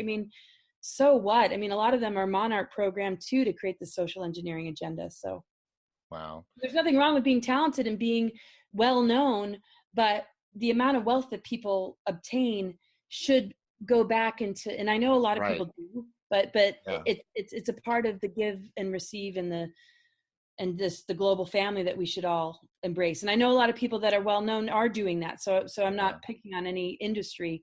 It's just, I hope that spreads and more people do that. Well, but I know we should probably close soon, but anyway. Yeah. Well, one of the reasons why I do what I do is hopefully I'll make enough money that, I can survive, live comfortably, but I want to take anything left over and provide it to Operation Underground Railroad, because that is the biggest thing in my life. I was abducted when I was 3. So I'm just passionate about it. Anything I can do to protect kids or women. And so hopefully if 1 million people show up at Disclosure Con, a big chunk of that will be going to Tim over at Operation Underground Railroad so he can rescue some children. So I'm right here with you on that. Yeah. Well, real quick, Ma Antar, he came on. A lot of compliments about you. Someone said the ego will lie to you. Stay true to how your body feels. The heart never lies. Serena joined. Timothy is on board with us. Victoria, Amelia, Elbert, ELB, Elbert, Stormy, Jessica, Shelley, Muniz. Oh my God, they just keep coming. You are popular. You're very popular. Let's see. Any questions? A lot of just, hey. Yeah. All right. So if you would like to meet Laura and listen to her do her lecture, it'll be at DisclosureCon October 5th and 6th at the Haunted Casino Resort in Pinetop, Arizona. If you don't have your tickets, get them now online. Go to disclosurecon.com, or if you're on the mountain, you can go to Big Kid Gamer Lounge to get your tickets, or to Sweet Peas Infusion Cafe in Lakeside, or the Lodge Bar and Grill in Pinetop. Did I forget one? I think I forgot one. Or if you see me around, I might have some too. So get those now. Also, if you want to really get the full package, get the VIP package. You get in an hour early both days. You get something I'm working on right now, a little something. You get access to the VIP party at the Legendary Lodge Bar and Grill Saturday night, which will be a lot of fun. If you want to wear your costumes, go ahead. I think Paula Asteria asked if she could wear her Barbarella latex outfit. I was like, sure, why not? So it'll be a lot of fun, costume contest. Then Sunday night, if you have a VIP pass, you get access to the in private VIP fireside chat with all of our speakers, where you can, it's more intimate. It's a lot of fun. We pulled out a guitar and we all started singing last year. It was good times. So other than that, Lord, I thank you so much for taking the time. I know it's almost midnight where you're at, so we're going to call it that. And it's almost midnight there, right? Oh yeah, almost. Oh, and I just want to say one thing. My website, cosmicgaia.org, if people want to sign up for my podcast, I do podcasts, and I also do a call-in astro radio show. You can get me your data, and when you call in, I already have it. You just give me your name, and I can answer questions. And if you notice my calendar is full, subscribers, I work with them to get them in sooner than what's on my calendar, and it's a lot more personable. So if anybody's interested in that, and I can't thank you enough, Doc, and it's so nice to get to know you more. Yeah. And you just have such a wonderful heart and soul, and I'm just so appreciative of all that you're doing. And I'm thank you again for inviting me to your event and having me on tonight. And everybody who joined us, thank you so much. Awesome. Well, thank you too. And thank you to everybody that's been on. I know I didn't get to read everybody's statements. There was so many of them. I know a lot of you had a little conversations on here. That's really awesome. I'm all about interaction with the show. So thank you. Without all of you, it'd just be me and Laura having a chat. So, all right. Well, I'm going to look for the off button because it's always two buttons and I get confused. So Laura, thank you so much. I'll give you a call here in a minute just to wrap it up. And we'll talk about scheduling and stuff for you and how much time you need. So other than that, folks, thank you for watching 1028 Live on this special edition. I'm Doc Skinner. That was Laura Eisenhower. And Lord willing, no, tomorrow. I will see you all tomorrow night. I'm not used to doing 3 days in a row. Tomorrow night, are you ready for this? Edge of Wonders, Ben Chastain and Robert Counts will be here live, and they will be answering questions. So if you don't know who they are, YouTube, Edge of Wonder. Okay, and I think they got edgeofwonder.com or .tv. Check that out as well. They also have a Patreon page. These guys are amazing. They've blown up, I think, in the past 2 years that they've been online. They've been doing amazing shows with Laura and David Wilcox and Corey Good and many others. They will be here live. And I'm going to tell them to bring some shirts too, because I know they got some really cool shirts. And they'll probably have some Nerf guns. So anyway, all right. So thank you again. I'm done. Oof, this was a good lengthy show. I hope you all enjoyed it. Please leave comments, like, share, tell your friends, and I will see you all tomorrow night with Rob and Ben from Edge of Wonder. Good night, everybody. Doc Skinner. I'm out after I find the second button. Hold on, here it is.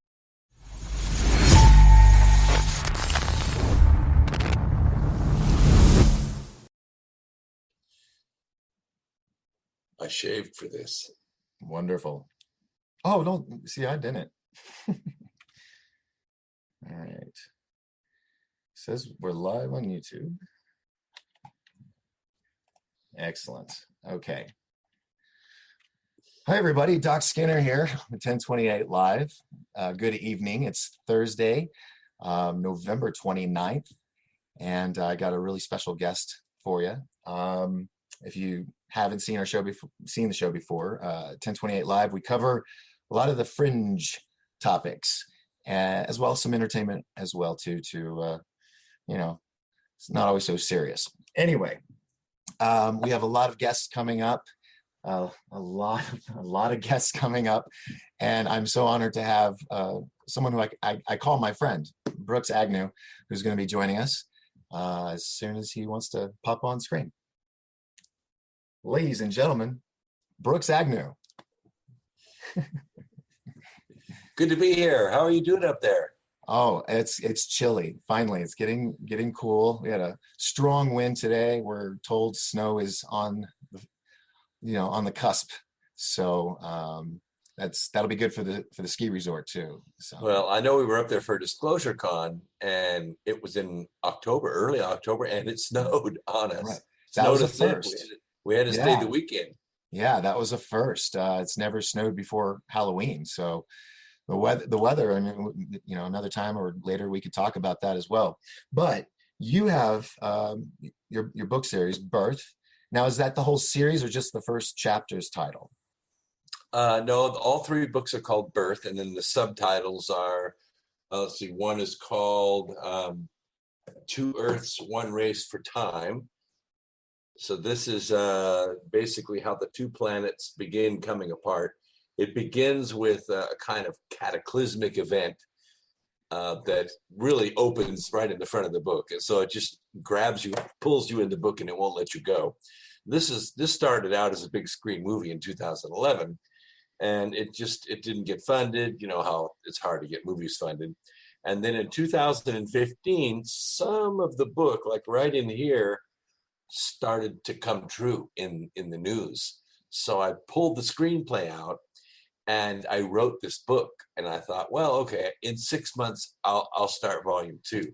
Oh no, that's not what happened. It woke me up in the middle of the night the very next day, and we wrote the Grand Division. So that's volume 2. As you can see, it's much thicker. In Wow. this book, the characters get fully developed. We go into history, and my fictional characters kind of carry you through the history like Forrest Gump. You're right there when everything's happening. And then no sooner did I finish that book, I started volume 3, and it's called The Gathering.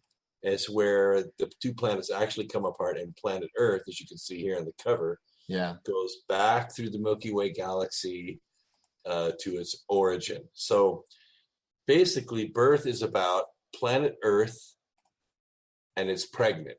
It's alive and it's pregnant, and it's going to give birth to a new Earth. So this is the thriller series. It's 1,100 pages, and it's a white knuckle ride. Wow. The idea of it being a movie is going to be compelling.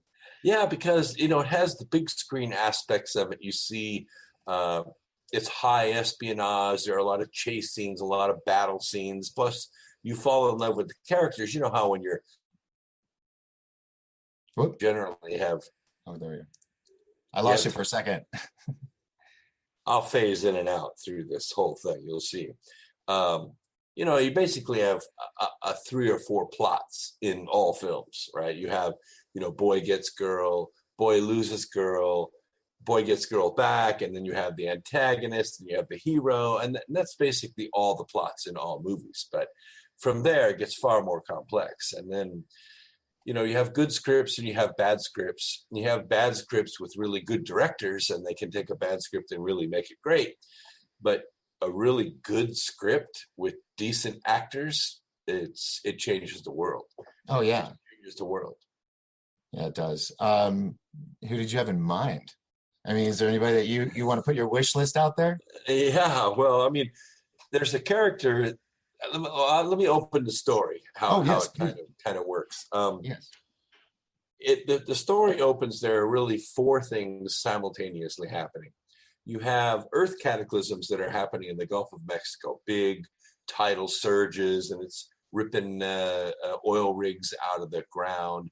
Then you have, on the West Coast, you have at Caltech, this planetary core geologist who's a female, who comes up with this wild theory that Earth is hollow, and that it meets all of the criteria, basically, for a living thing. It respirates, it protects itself against toxins, it responds to consciousness and stimulation. I mean, you're going, wait a minute, isn't that really a living thing?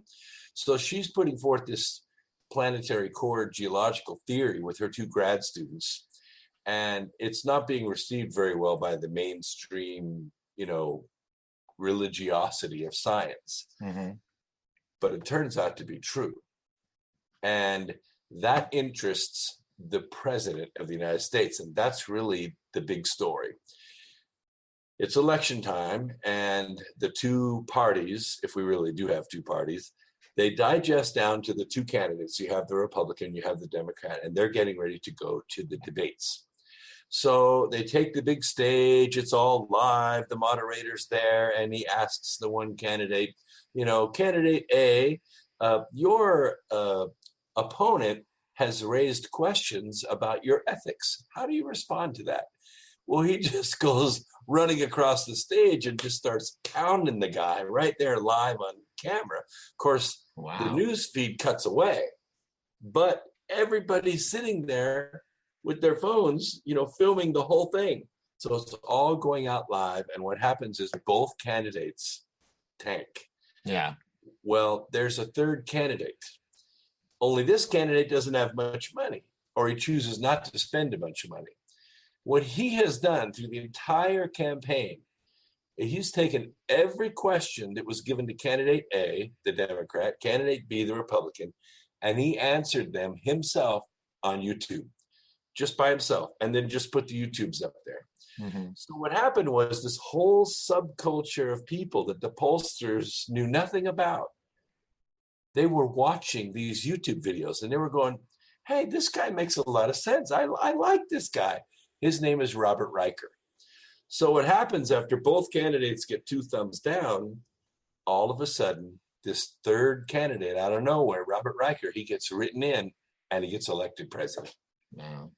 Well, it turns out that fulfills an ancient prophecy that in the end times, this leader is going to be picked not from the stable of approved candidates, but from some other place. And that's going to be a sign that the end times have finally come. And that's going to be the leader to lead the world through the grand division and the separation. So now you have these parties, and they're all going through their struggles, and they slowly come together through that first book. So that's what really gets things rolling. That's what draws you in to the book. And of course, while that's happening, I'm bringing history in. History of the signing of the Constitution, what went on during the Civil War, what went on during the Great Depression, what went on during World War I and World War II, and all the banking cartels. All that is laid in there underneath.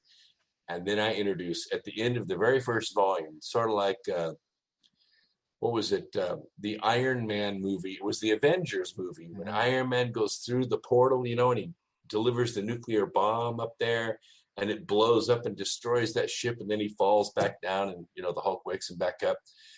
After the credits are rolling, you get introduced to Thanos, right? In the credits as the thing's ending. You don't really know who he is. You have to go look it up on YouTube. Who was that guy in the credits? Well, that was Thanos. He's going to be a star in the next movie that was going to be put out. Well, that's what we do in the first volume. We introduce the Nephilim. Ooh. Yes, we introduced the Nephilim. These are the fallen angels that came to Earth when man was first put on the planet. They were originally sent to kind of watch over us and, make sure we didn't go extinct before we got a chance to kind of get used to being on Earth. Except they got really hot for female humans, which is an easy thing to do, I'll admit.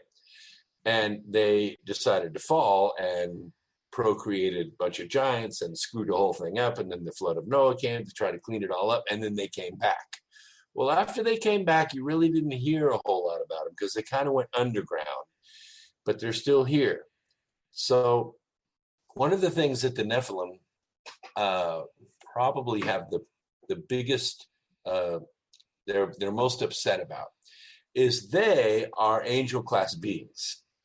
They're supposed to be, really intelligent, really powerful, but they're limited in how far they can go. Man, however, is cut from a different stock. We're created in a higher image of the Father. So we can actually become greater than the Nephilim, and it makes them angry beyond anything. One of the things that makes them mad is if they kill us, our soul lives on, and we come back again in another body. Well, they are around forever, alive, immortal, And what they do is they see us coming back over and over again. It's like Groundhog Day to them. Wait, didn't I kill you 100 years ago and now you're back? So they realize they can't get rid of us that way. The only way that they can win is to capture the souls of men. And so what they do is when these really evil souls come back and they're born again, the Nephilim pick them up and say, here's who you were. Here's what you were good at in your last lifetime. Now we're going to give you the next keys, and you're going to become more powerful and richer and wealthier. And we're going to control the world through banking and armies and subterfuge, and we're going to control all the media, and we're going to capture the whole earth. And that's their goal. And they're well on their way to doing it. Of course, there are pockets of light here and there. And that's why in the second volume it's called The Grand Division, because all this is prophesied. That in the last days and end times, what will happen is the race of mankind, which is kind of this homogeneous mishmash of different ages of souls, different light vibrational levels of souls, they begin to separate. And in the last days, the darkness does not comprehend the light. And so that's where we're at right now. Where we're at right now is the pockets of light are beginning to coagulate. They're beginning to coalesce here and there and there. And then the coalescing parts are starting to come together.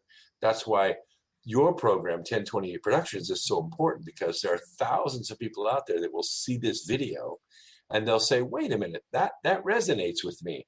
And they will become attracted to it. And slowly but surely, these bodies of light will get larger and larger and larger, and the darkness will not comprehend it. And the race of mankind, from all the souls of all the across the universe that have come here on this earth at this time, because this is really the greatest show in the universe, we're making it happen. And more importantly, we're resonating with Earth itself. Earth, this living, conscious thing, even though it has a different perspective of time than we do, it has a perspective of a planet. For 25,000 light years in every direction, there is nothing like Earth, nothing. I mean, there might be a microbe on the surface of, Enceladus or something, but not the plethora of life that we have here. Earth just spontaneously mixes all of DNA together and makes life happen. Millions and millions of species over tens of millions of years. This is the greatest show in the universe right here. And this is where the greatest souls in the universe come to live a life. And that's why we're here. That's why we are here. Yeah. Oh, and I believe that everyone here on this planet right now is in a amazing position to experience a moment in history that others won't. Yeah, more so than ever, because we can drive, we can fly, we can speak instantaneously across thousands of miles, and now there are people listening live over tens of thousands of miles, all at the same time, getting the same message with the same resonance, and it's an incredible time to be alive. Yeah. One of our viewers, Niz Skywalker, said, I so resonate with all of this. Well, there you go. That's what it's about. Yeah. When I gave my presentation at the Disclosure Con, the book that I talked about was Remembering the Future. This was the discussion that I gave. Mm-hmm. And Remembering the Future is based upon mathematical theory.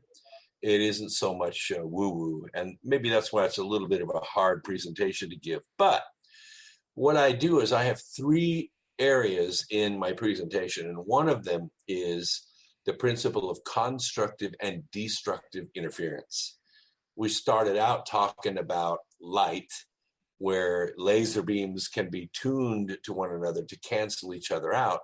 And then when space-time warps through gravitational wave interference, those laser beams change in length, which creates a spot on the detector, and that's how we're detecting the curvature of space-time. Wow. Then we went to sound. You remember the Nigel film that we played? Yes, yes, I do. They're using music, and what they're doing is they're showing graphically things like salt on a black plate on a speaker. Yes. Certain frequencies will make the salt make a pattern on that. It's called cymatics. But the film, he just does a spectacular job with the film and the music and the production of it, and it draws people in, and it shows them the idea of what happens when sound works and when sound doesn't work. And then we go from that to the next principle, which is the mathematics of it. And I show how the mathematics with this constructive and destructive interference can create massive resonance energy just from human intention applied at the right time in the right way over and over again. You can create massive changes in the future and in the past.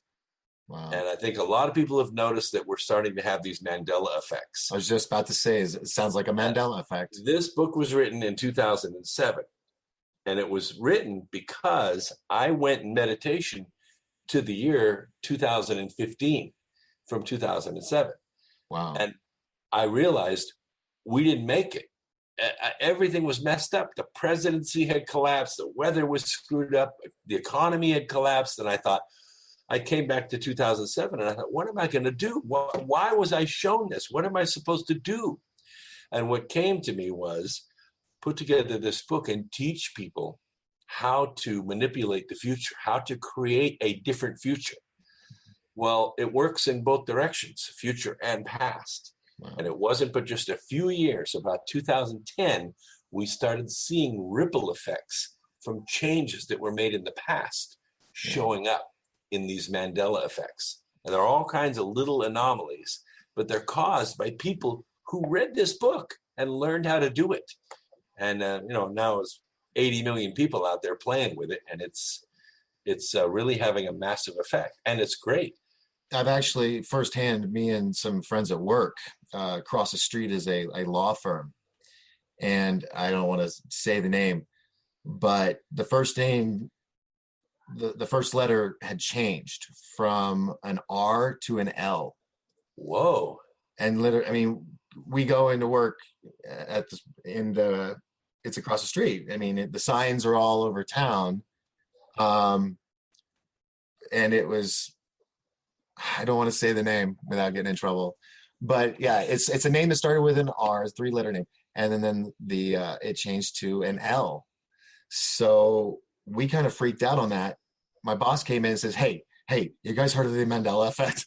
We're like, "Yeah, why?" And he says, "What's the name of the business across the street, the law firm?" And we said it. He was like, "Yeah, all right, come look." We go out there. Yeah, it changed. And you said, "Oh, well, they just changed the name on the building, and there goes a bus by with the sign on it, and it's changed." Yeah, and but it's still an old sign. Yeah, it's an old sign. So I like to dabble and research all that. It's fun. It's a rabbit hole. But when we witnessed it that day, that's when I was like, okay, there might be something to this, because eventually they're going to have time travel and all this. Someone's messing with something.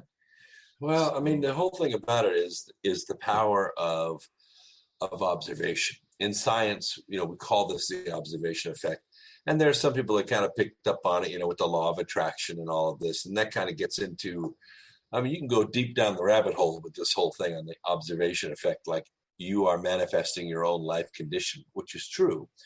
But you need to learn how to undo some of the scripts, some of the failure habits that we have over and over again. And there are skills at being able to do that. But when you see large events, like, for instance, in the Birth Trilogy, we talk about the creation of America.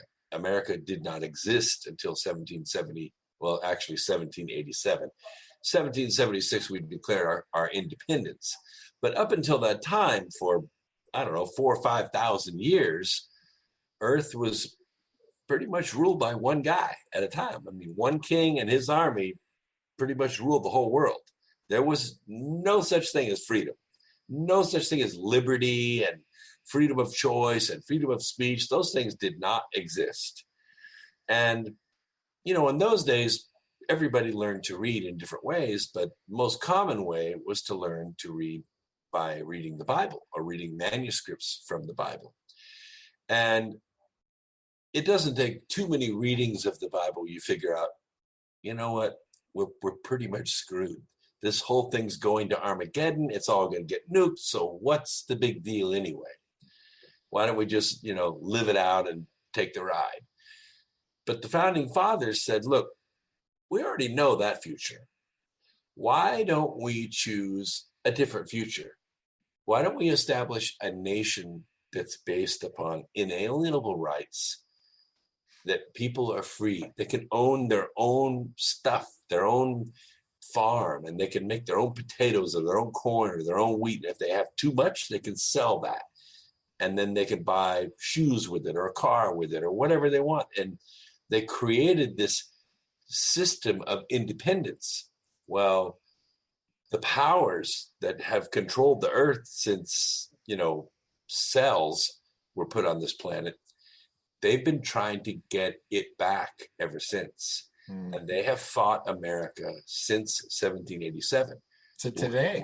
We went to war in 1812. We went to war in 1865. We went to war in 1913, and then again in 1939, and then Vietnam, and then Korea, and then we're still at war today. They're still doing it. Why?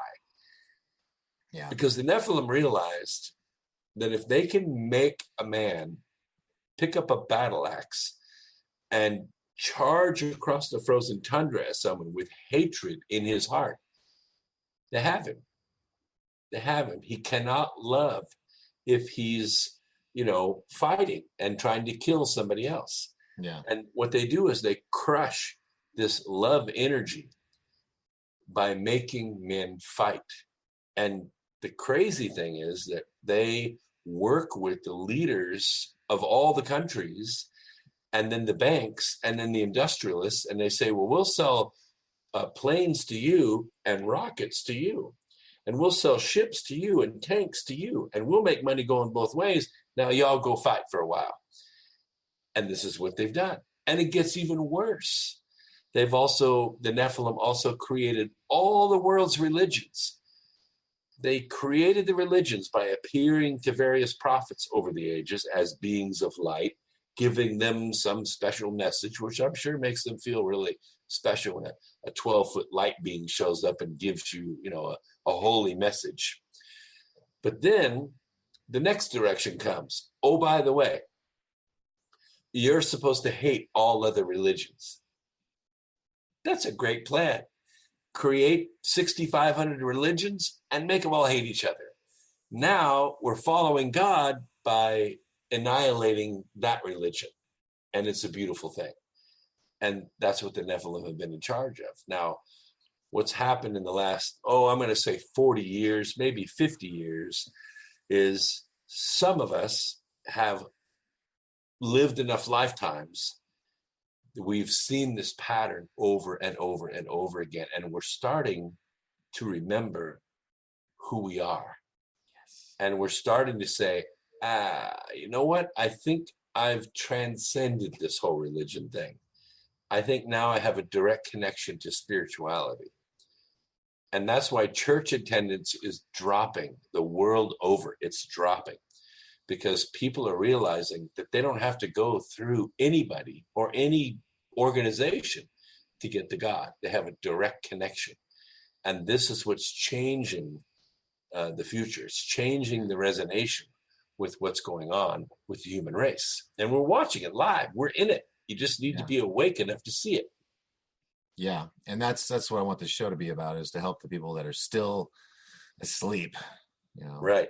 Take the red pill and open your eyes. And well, you realize, and you make a mention of the Matrix. By the way, in March 19th and 20th, I'm going to be in Sedona, Arizona at the Beyond the Matrix Expo. So we're going to be talking about this very thing, that the brilliance of the Matrix series isn't so symbolic. It's kind of real, that we've been plugged into this system that has created for us a fake programmed existence. I mean, Yes. the whole idea of money, that somehow, It's like points yeah, it's like in a credits. game. Credits in a game, exactly. What was it? Guardians of the Galaxy, Yeah. where Rocket said, he wanted to be paid in units, whatever that is, But Yeah. think of it, really, what is the value in life? I mean, the value is sitting down and writing, 180,000 words. That's value. You or whoever reading it and taking in the story and making, alterations or edits in your life, that's value. But in between is money. It's the system of exchange. And what's happened is this cartel, this matrix mentality has said, the money is the real thing. And what's fake are the things on either side of it. But that's exactly opposite. Right. The value is on either end of it. The system of exchange is actually worth nothing. It's all a matrix. It's all a game. So if we could pull the plug out of the back of our heads and say, let's create a way to exchange value without money. Oh my goodness. I mean, the drones are going to come after us for sure, because their whole existence is based upon, units, whatever that is. If it's drachmas or rubles or dollars or yen or yuan, it's all the same. Yeah, we were talking about that on Tuesday with John Souza. And by the way, he told me to let you know he loves your stuff. I like John too. He's a very smart guy. Yeah. And we were talking about the Wachowski brothers. The urban legend is that they found a DARPA document on the dark web that was titled Matrix, and it was about the Matrix that DARPA was working with or something. I don't know. But the way things we find out later down the line, I'm just not dismissive. It could be true. Who knows? But well, I talk about this in the Birth series. In 1933, in 1932, we had a president who was a conservative. He was a Republican. He was trying to cut through the red tape and, unleash the power of America. The Roaring 20s were blowing and going, and money was flying everywhere. Business was flying everywhere. Railroads and airplanes and steamships. I mean, we were changing the world, and we'd only been around for, a little over 100 years, 150 years at that time. And the I'll call them the globalists, the people that originally controlled the world. They didn't like it. They didn't like it one darn bit. They didn't like this middle class. So what they did is in 1929, they collapsed the money supply. They just collapsed it. And what happened was, of course, the banks closed, the stock markets crashed, and we had the Great Depression. And a depression is different than a recession. A depression is where things that used to cost $1 now cost a penny, but there's no money because they've collapsed the money supply. So a penny really goes a long way. You work all day long for 25 cents and all the potatoes you can carry home, and you're fine during the Depression. yeah. And they held the whole world there until, way into the mid 1930s. In the meantime, they bring in this flamboyant New York governor, Franklin Delano Roosevelt, and they make him president. Of course, Hoover's gone. They destroyed him in the press. So Roosevelt comes in, and the very first thing he does, within literally just months of inauguration, he uncrates this, I call it a dehydrated government in a box. And he starts pulling out these agencies, one after the other. And we went from basically 16, 18 agencies to today, 650 agencies. Wow. Oh, yeah.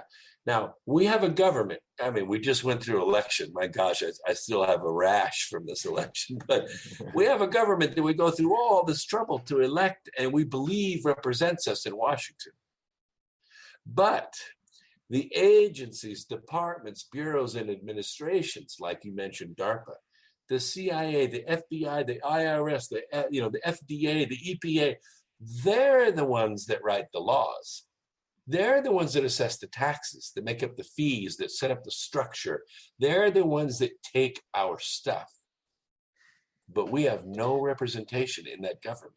None. Well, as it turns out, in the Constitution of the United States, in 1787, when they were ratifying this little baby, they got about 2 days before the end of the convention, and they said, things are actually going pretty well. We've done very, very well. I'm excited about this. We've done a good job. And they were about 2 days away, and they decided to create Article 5. Now, Article 5 in the Constitution is kind of in case of emergency, break glass clause. The founding fathers already knew what kings were all about.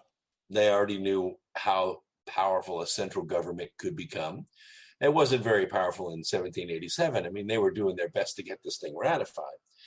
But in Article 5, they decided to put in this safety clause that says, look, in the case that the central government ever gets, really big, where it's controlling everything, the states will have the power to put together their own convention. We'll call it a convention of states. Now, it's going to take 2/3 of the states to actually call the convention. And then once they have the convention and they come up with the amendments that they're going to make and they agree on them, it takes 3/4 of the states to ratify it. Well, I was so moved by this in the year 2012 that I wrote this book called Alienated Nation, A New Path to Liberty. This book in 2012 was a call to action for a convention of states. Like it's been tried, 50, 60 times since 1800s, never gone anywhere. Today, here we are, 6 years later, 2018, we now have 1.5 million followers.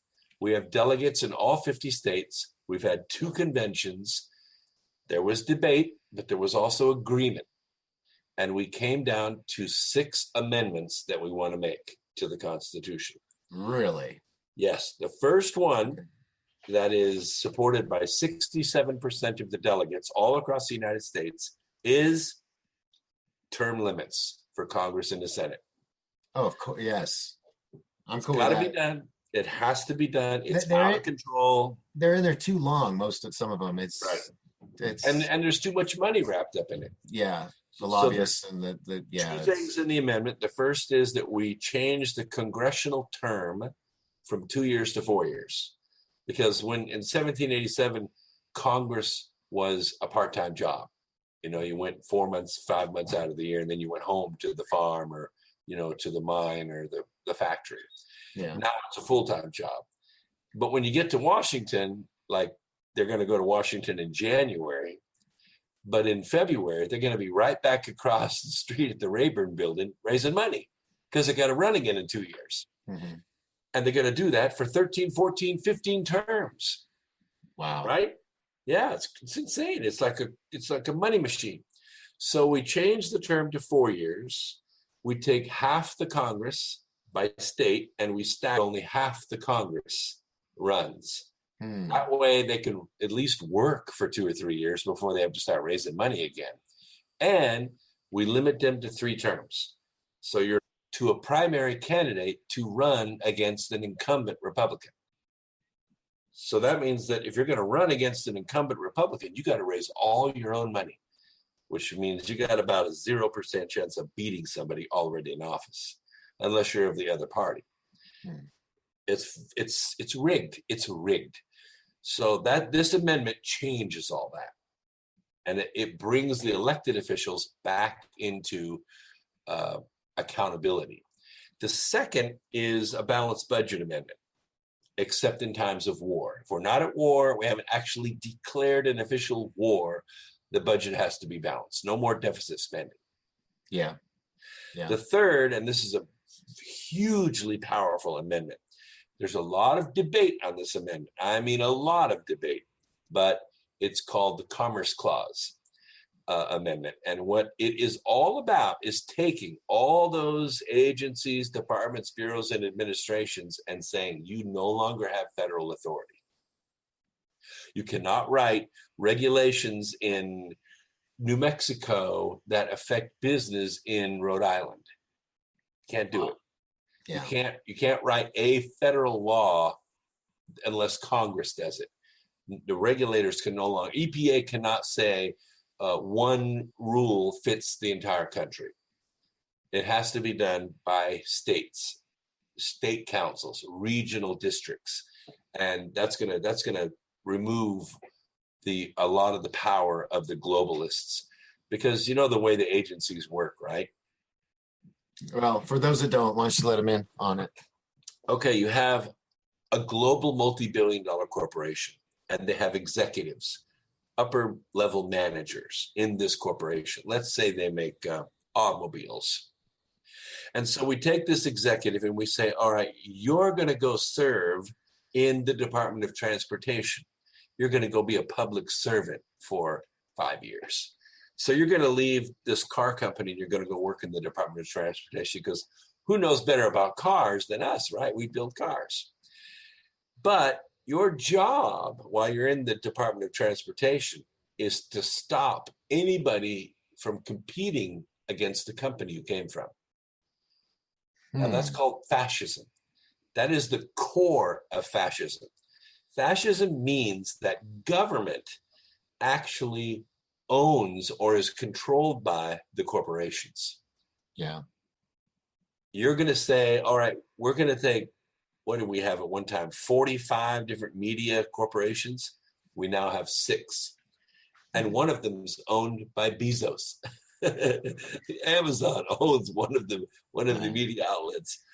So all you really have to do is get these 6 guys in one room and you control all the press, except of course for us here on this right station. Yes, absolutely. Yes. So what we've seen is, and I resonate with your viewer, is we've seen this desire of people to say, I want to hear the truth. I want to hear something that sounds close to the truth, which I'm not getting from, the news actors. I call them news actors because they read the script that's drawn up for them. I mean, we think that these people are coming up with their own ideas, but they're not. They're reading a script. No. We don't have a script here, do we, Doc? No, definitely not. This is unscripted news, right? Unscripted political thought. So you're really getting the truth here, because this is free speech. And what's happening is people are saying, you know what? I agree with that. That makes sense to me. Or this doesn't make sense to me. But now you're getting a viewpoint. You're getting something that's independent, something that's real. And you're starting to wake up. You're starting to break the wax or the clay off of your eyes so that you can see. And it's slow at first. I mean, you all don't know this because you're just watching this beautiful, smooth video that we're putting together. But you don't realize how hard this is, what we're doing right now. This is not technologically easy at all. No, it's not, as I've come to find. Now, it's getting better. But you see, we're not tech gurus. What we need is something that 4 or 5 clicks, we can make this happen. Right. It isn't that easy right now. So there are not many people doing what we do right now, maybe a few dozen, and that's it. But there should be hundreds and hundreds of people doing what we're doing. Because I have to say that Zoom, if you're listening, thank you, because this has been the easiest program to work with. Not that it's easy, but in comparison. So relatively speaking, only 6 pages of incomprehensible directions instead of 20 that don't work. Right. It's not easy to do. We make it look easy because we're professionals. Absolutely. This is what will work. So I want to get back to the birth trilogy, because now I've talked about the Convention of States and all the nuts and bolts things that we're making happen with the printed word. And this is really how we're changing the world.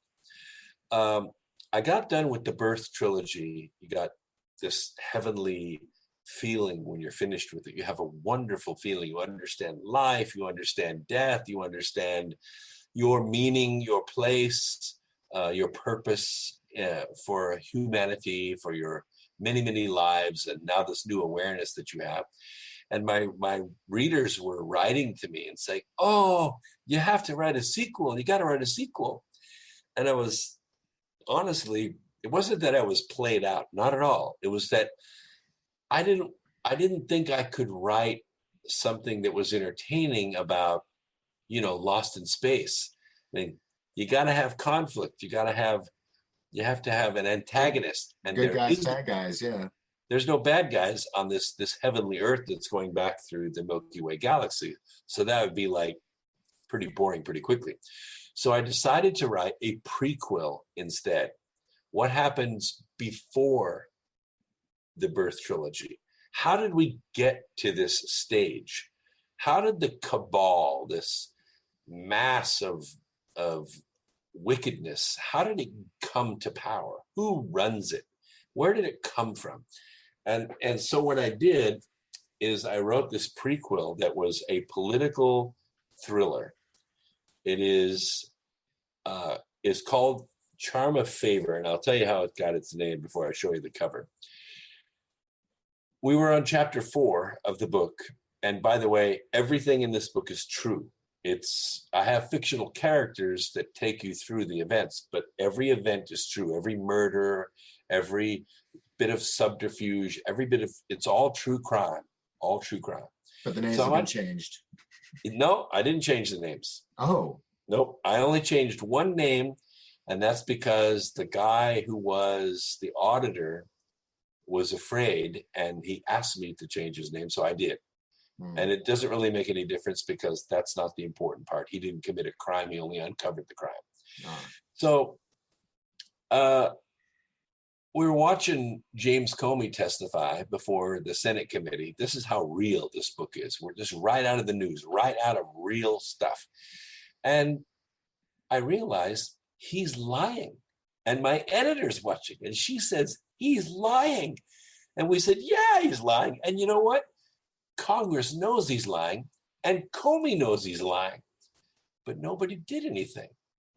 Nobody picked up on it. Nobody said, you know what? You're lying to us. So my editor said the strangest thing. She said, it's like he has a charm of favor on him. I said, a what? She said, like witches that can put a charm of favor, like a spell on somebody.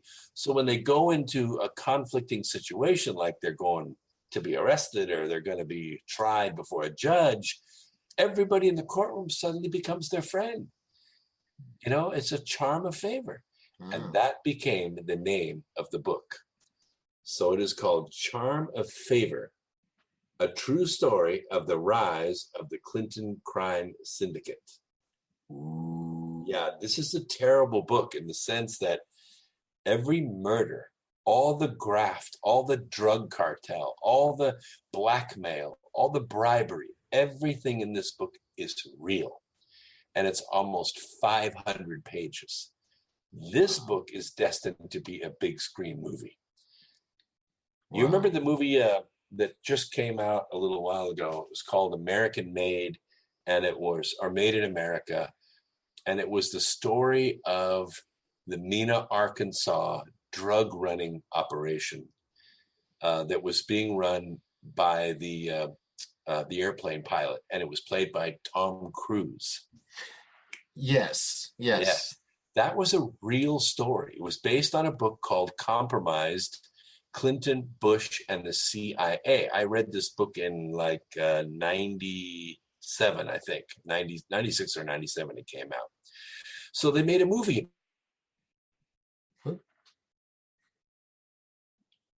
at the end of the movie. But the point is that all that drug cartel cash was real. They even mentioned Bill Clinton's name in the movie. And the district attorney that was trying to prosecute him for running these the drugs back from Colombia and the cash down to them and and the guns down to them. She gets a phone call in the courtroom while they've got him. They're going to arraign him. The state police are there. The FBI is there. He's in handcuffs. And she gets a phone call. And she answers the phone, and it's Bill Clinton on the other line. And he's the governor. And he says, you'll let this guy go. And she goes, but we have him. We've got him red-handed. We've been trying to capture this. The FBI, he's here. And Bill Clinton said, you let that guy go. Wow. And so they did. They let him go. Now, what we tell you in the book is true.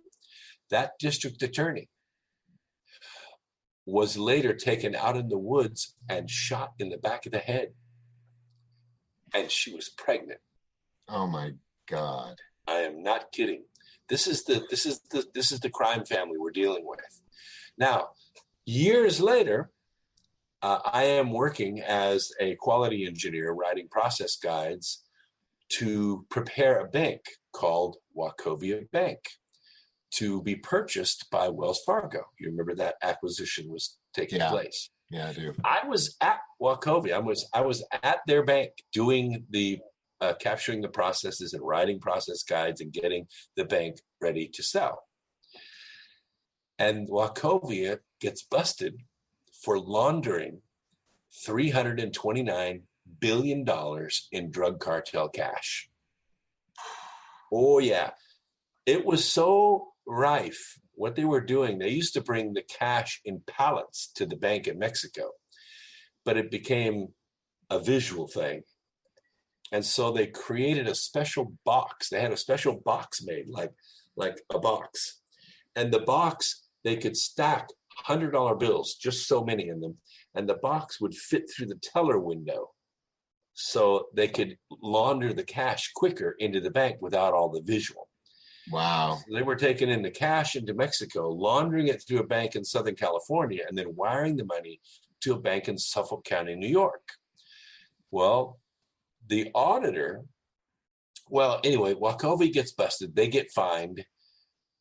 Wells Fargo takes the acquisition, and you think, okay, well, all that went away.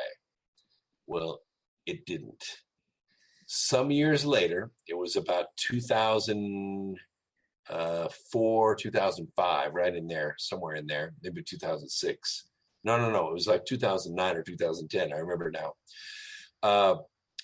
Wells Fargo takes on a new board member, a brand new board member, smooth talking guy.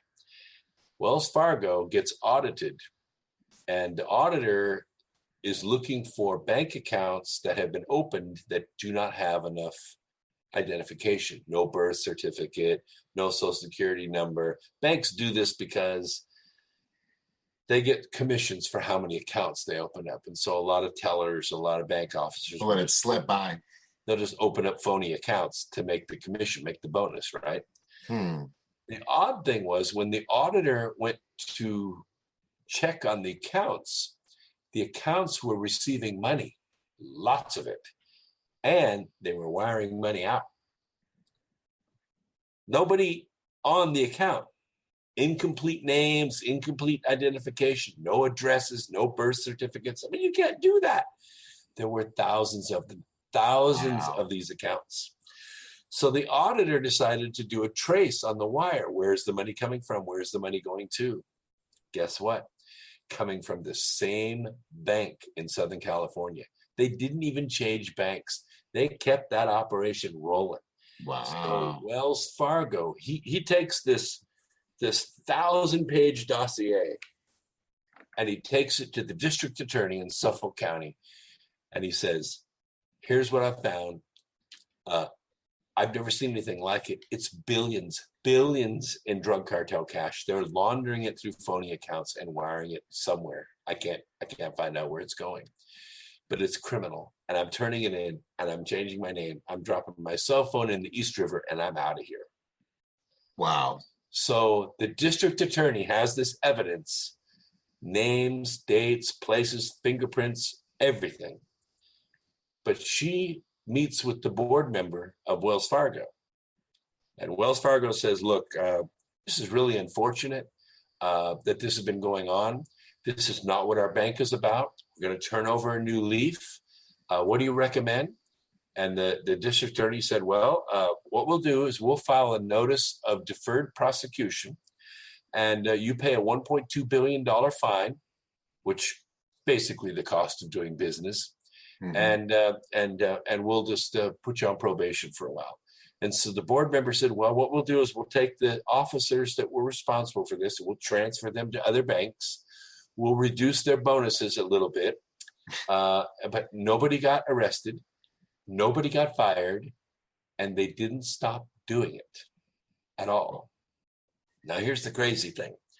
A few months later, that board member gets plucked out of Wells Fargo Bank, and he is made head of the FBI. His name, James Comey. Wow. Oh, by the way, the district attorney that filed the notice of deferred prosecution, she gets plucked out of Suffolk County, New York, and gets made the attorney general. Her name, Loretta Lynch. What?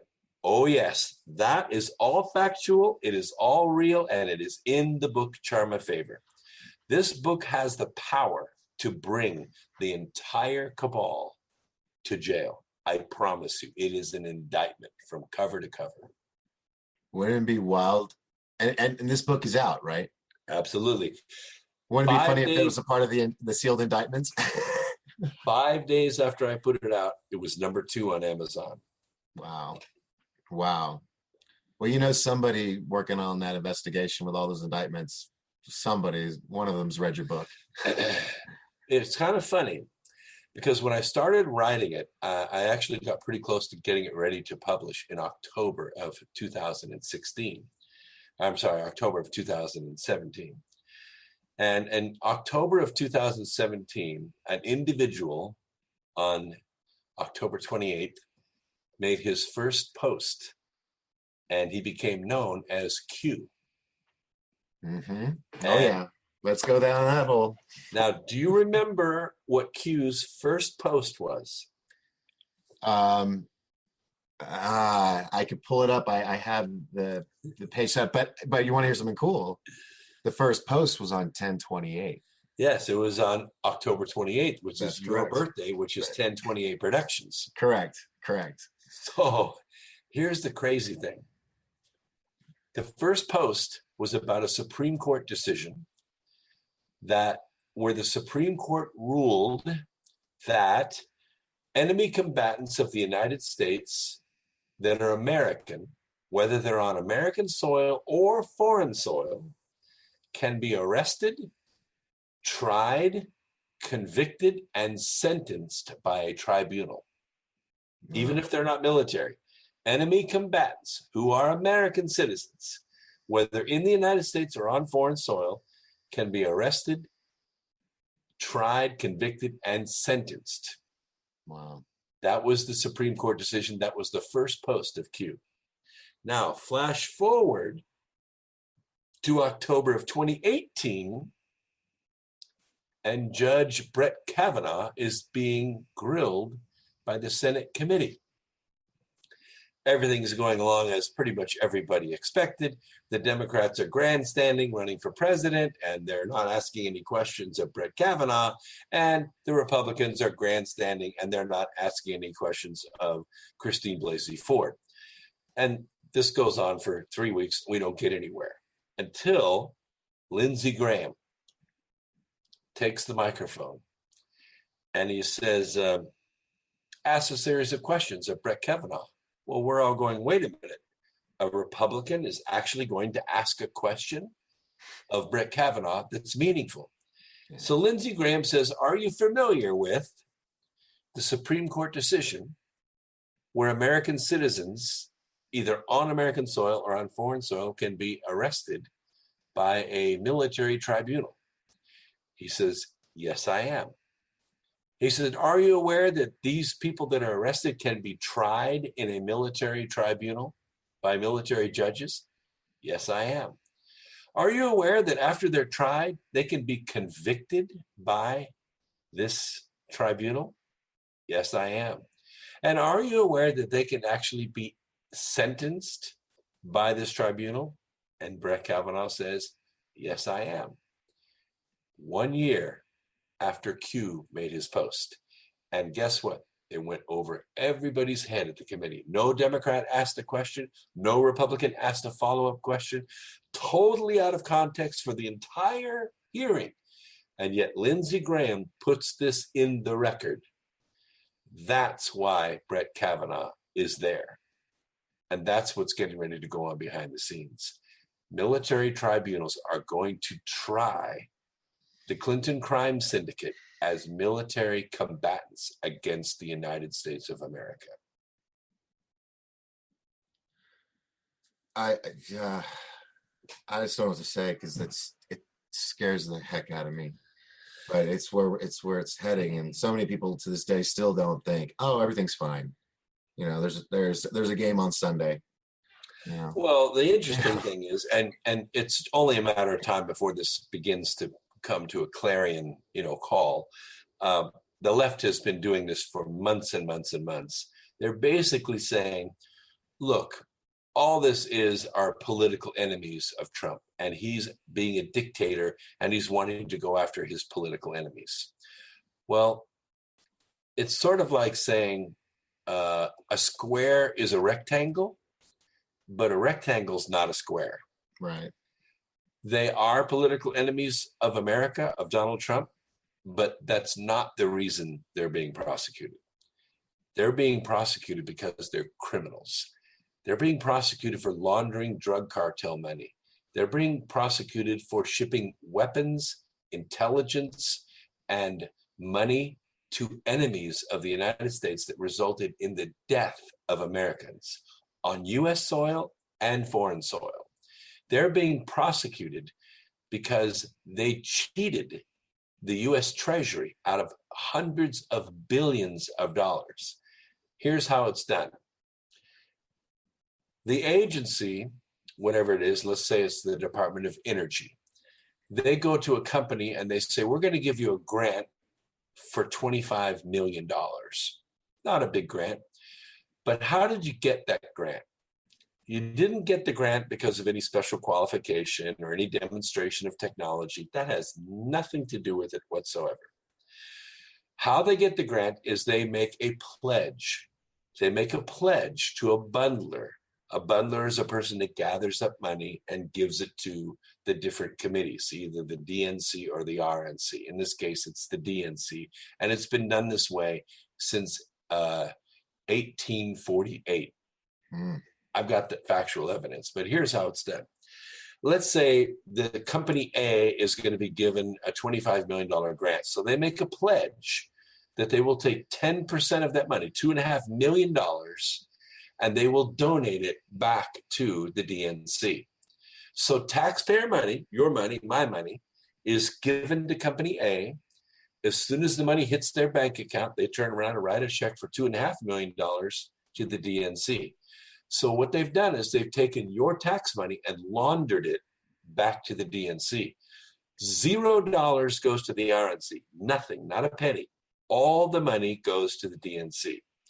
Now I'm going to give you the name of Company A. Company A receives $56 million a year from us, from the U.S. taxpayer. $56 million a year. A military complex company? Nope. They turn around and write a check. I'm sorry, they receive $500 million from you and me. $500 million a year. They then turn around and write a check for $56 million to the DNC every year. And that company's name is Planned Parenthood.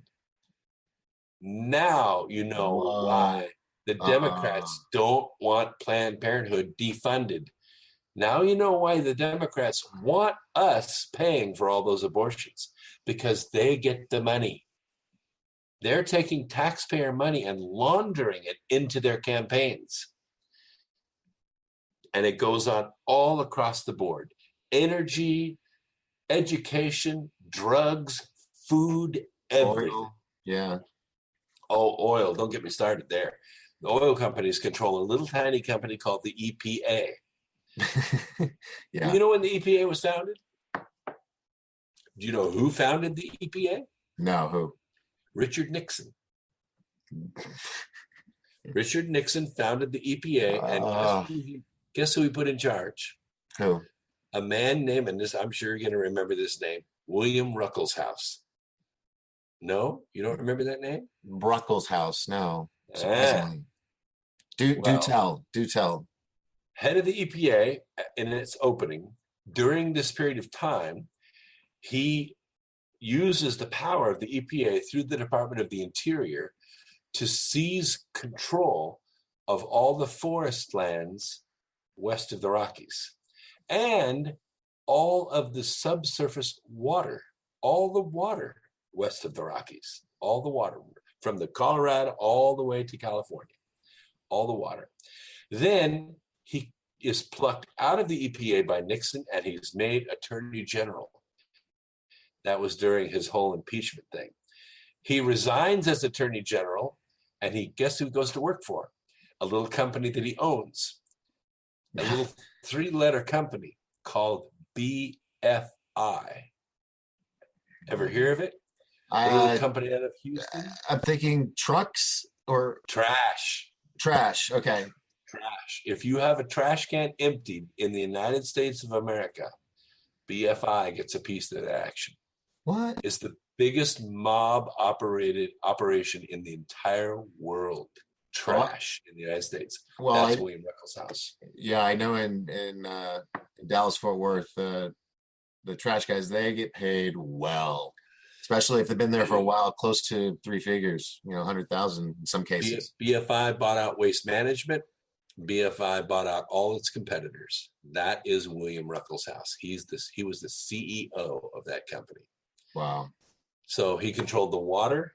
They seized under Obama. By the way, he worked for Nixon. He worked for Carter. He worked for Reagan. He worked for Clinton, and he worked for Obama.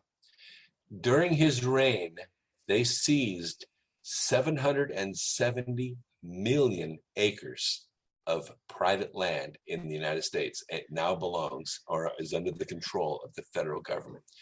Management. Yep. Yeah. BLM. Well, BLM is actually the militant arm. It's actually the Department of the Interior that controls all that land. But the BLM is actually the military arm, the mercenary arm of the Department of the Interior. You think ICE gets a bad rap in the press? They don't even touch the BLM. The BLM are terrorists. They're terrorists. They have beat people, burned people out of their house, burned their animals, made them die of thirst by fencing off water so that cattle would die. BLM has seized forest land, pasture land. They're the militant arm that seizes all of the national parks, all of the national monuments. Anytime a big resource is found like coal or gold or lithium or vanadium, they make it a national park or a national monument, and the federal government controls it. Mind-blowing. I didn't all know in charm they had that much. I mean, I know if you've seen the Simpsons movie, they have the EPA in there, making it fun of it. And I hadn't put all those dots together until you just mentioned this now. But it's funny, when I was working on Charm a Favorite, that's exactly what it was like. It was like, wait a minute. I started putting the dates together, and like when Comey was made head of the FBI, and he came from Wells Fargo, and he was at Wells Fargo when the drug cartel money is, and before that he was at Lockheed Martin, and Hillary Clinton was feeding him billions and billions of dollars worth of contracts to Lockheed Martin, and it was Comey. It was him that was managing all that money coming in. And, then he turns out to be head of the FBI, and it comes time to prosecute Hillary Clinton, and he's not going to do it. Wow. If you want to win the game, you got to run the game, I guess. You got to control all the angles. And that's why when you see, somebody come to the microphone and they're guilty, that people got murdered, that the missiles, rockets, grenades got taken from one country, put on a ship, and shipped to another country, and all of a sudden we have a war in that country, what's going on. But then you see them appear before the microphone with that smug smile on their face, like they've made a deal with the devil. Which in this case they did, yeah. Now you know why. Yeah. Wow. Wow. Everybody that knows me, I'm a talker, but you've kept me quiet. I'm just flabbergasted on the knowledge you dropped on me tonight, and everyone that's watching. Well, you can get all these books a couple ways. The easiest way is to go to Amazon. Just put in my name, Brooks Agnew, and all my books are there. I got 10 books in print. And here's the deal. Any of these books that you buy, right on the inside, you're going to find an email address that you can write. And I will send you the audio version of all these books for free. Wow. So if you're not a good reader, don't worry about it. I read it for you. Wow. And I'm stoked about this movie. Just sounds epic. Epic. Well, I really am. I'm a talkative person, but I'm just kind of like a little numb right now of all the dots that got connected tonight. So you said you have some other events that you're going to be at and some other shows on. Oh yeah. Of course, we've got the Beyond the Matrix Expo, the 19th and 20th in Sedona. Actually, that's a very affordable one, very affordable. And if you're anywhere close to Sedona, you know how magical that place is anyway. Yes, you don't even have to believe in all that stuff to feel it. When you drive over that mountain into Sedona, it's just a big painting. It's gorgeous. Yep. And, you know, when you get me and Maureen St. Germain and the other speakers that are there, it's just going to be a special experience. If you're going to be there, you should make the effort to be there. Right. Okay. And then right after that, in April, in Vegas, I'm going to be the keynote speaker at the 5D Humanity event. And that's going to be enormous, 36 speakers. But there's only 3 event rooms, which is kind of nice. Some of these we go to, they have like 12 event rooms. And if some rock stars in room 9, you know, no one else has any audience. Right. But in this one, there's only 3. 2 rooms seat 100, and one of the rooms seats 300. And I promise you, when I do the Remembering the Future presentation, you've seen it. Yes. I do it in that room with those big speakers in that 300-person room. It is going to rock your socks off, man. It is an amazing experience. All right. So I'm going to write on my magic board those dates one more time. You don't have to. Just go to my website, brooksagnew.com, and click on the presentations or the upcoming events tab, and it's right there. You don't have to remember anything. The buttons are there to register. You'll learn all about it. You can watch videos. I mean, there's all kinds of stuff there. brooksagnew.com, very easy. Wow. That's all you have to remember. Wow. And are you going to be on any other talk shows coming up? Oh my gosh. Okay, somebody didn't catch it live on this show. They could probably catch you live on another show and ask questions or something. Every Monday and Wednesday, I'm on from 7 to 9 Eastern on Truth Frequency Radio Network, on a program called Quantum Connections. And then Sunday nights from 8 to 11 Eastern is X Squared Radio. Mm-hmm. I've been on there 14 years.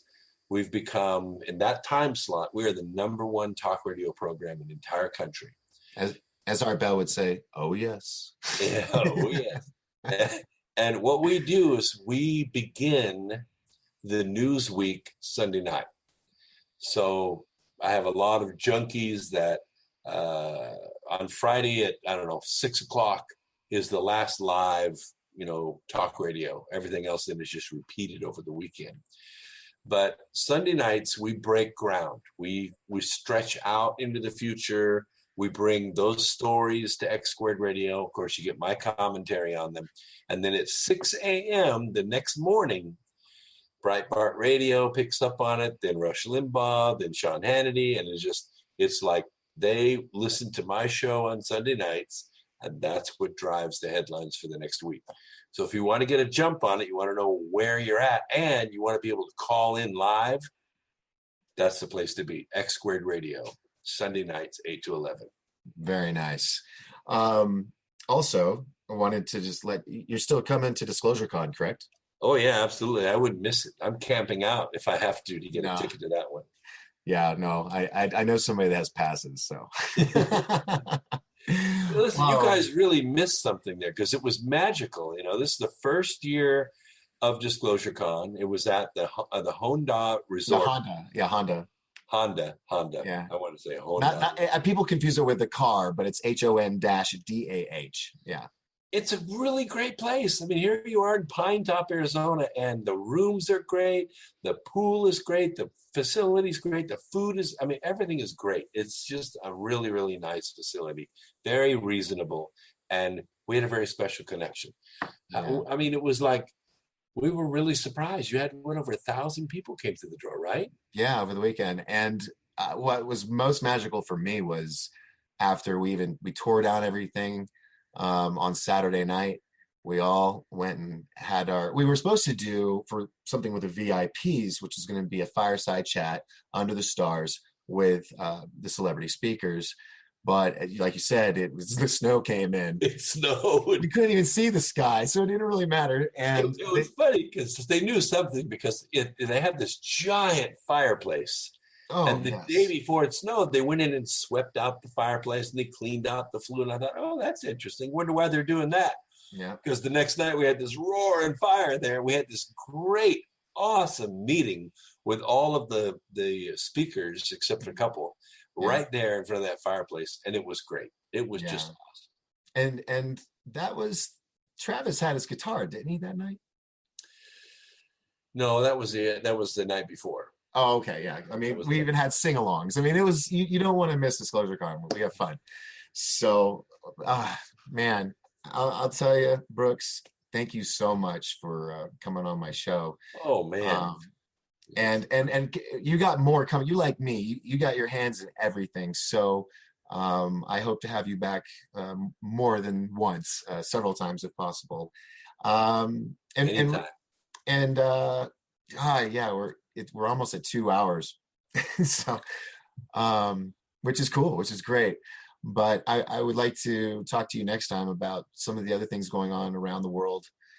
Sure. I was hoping to get into that, but this was just a eye-opening interview. So thank you. We can talk about energy, and we can talk about what's going on with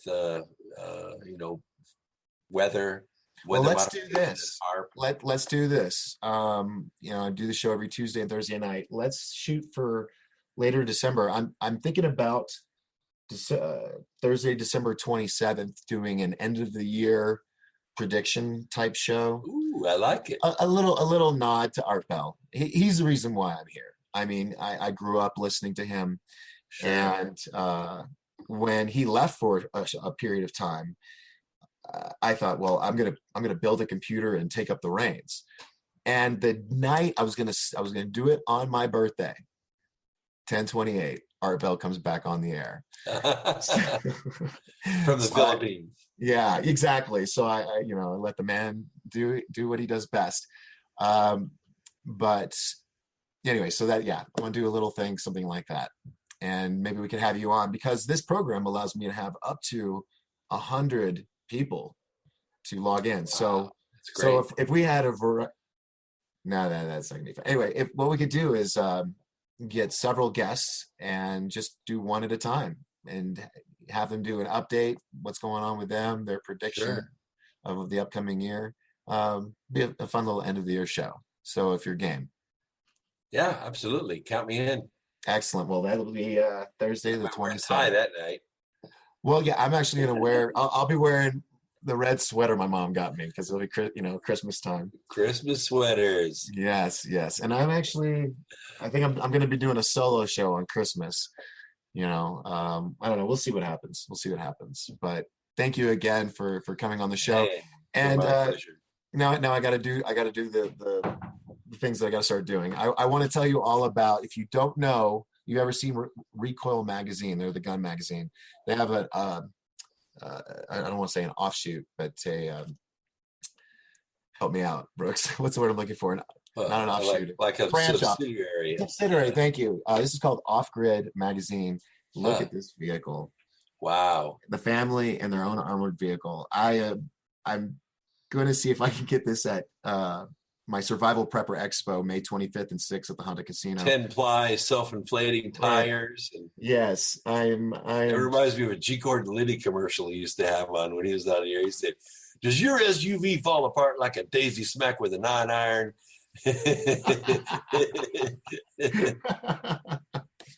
Well, they're going to be a part of the expo, and oh wow, that's cool. Yes. So I'm working with them on that. I'm pretty excited about it. Got storable food companies and a bunch of groups right now and vendors, and it's going to be a lot of fun. And I'm going to have it free to the public. So yeah, nice. The floodgates will be open. And of course, this is a mountain town community. We're all about prepper and survival stuff. So survivalprepperexpo.com, check that out. The website will grow as it goes. And then I've got to have a store. You can have a store at this website where you can buy, survival stuff and prepper stuff. No. This is an event. This is a big convention. Yeah, so but people are going to be selling stuff like a big gun show, or minus the guns. Because they already have gun shows up here. I don't want to upset another gun show guy. So it'll be survival gear, prepper bags, solar, wind. Cool. You name it. They're actually bringing. I don't remember the gentleman's name off the top of my head, but they're bringing an escape and evade specialist who's going to come and teach us some things. So it looks like we will be having speakers there as well. But disclosure, I'm going to have to work on that and update everything for the upcoming year. So I have you, John Souza, and I have a few others, but until they say yes verbally, I don't want to announce anybody. So thank you again, Brooks. I'm so glad to call you my friend. You're an amazing man. You too, sir. Wow, I can still do that.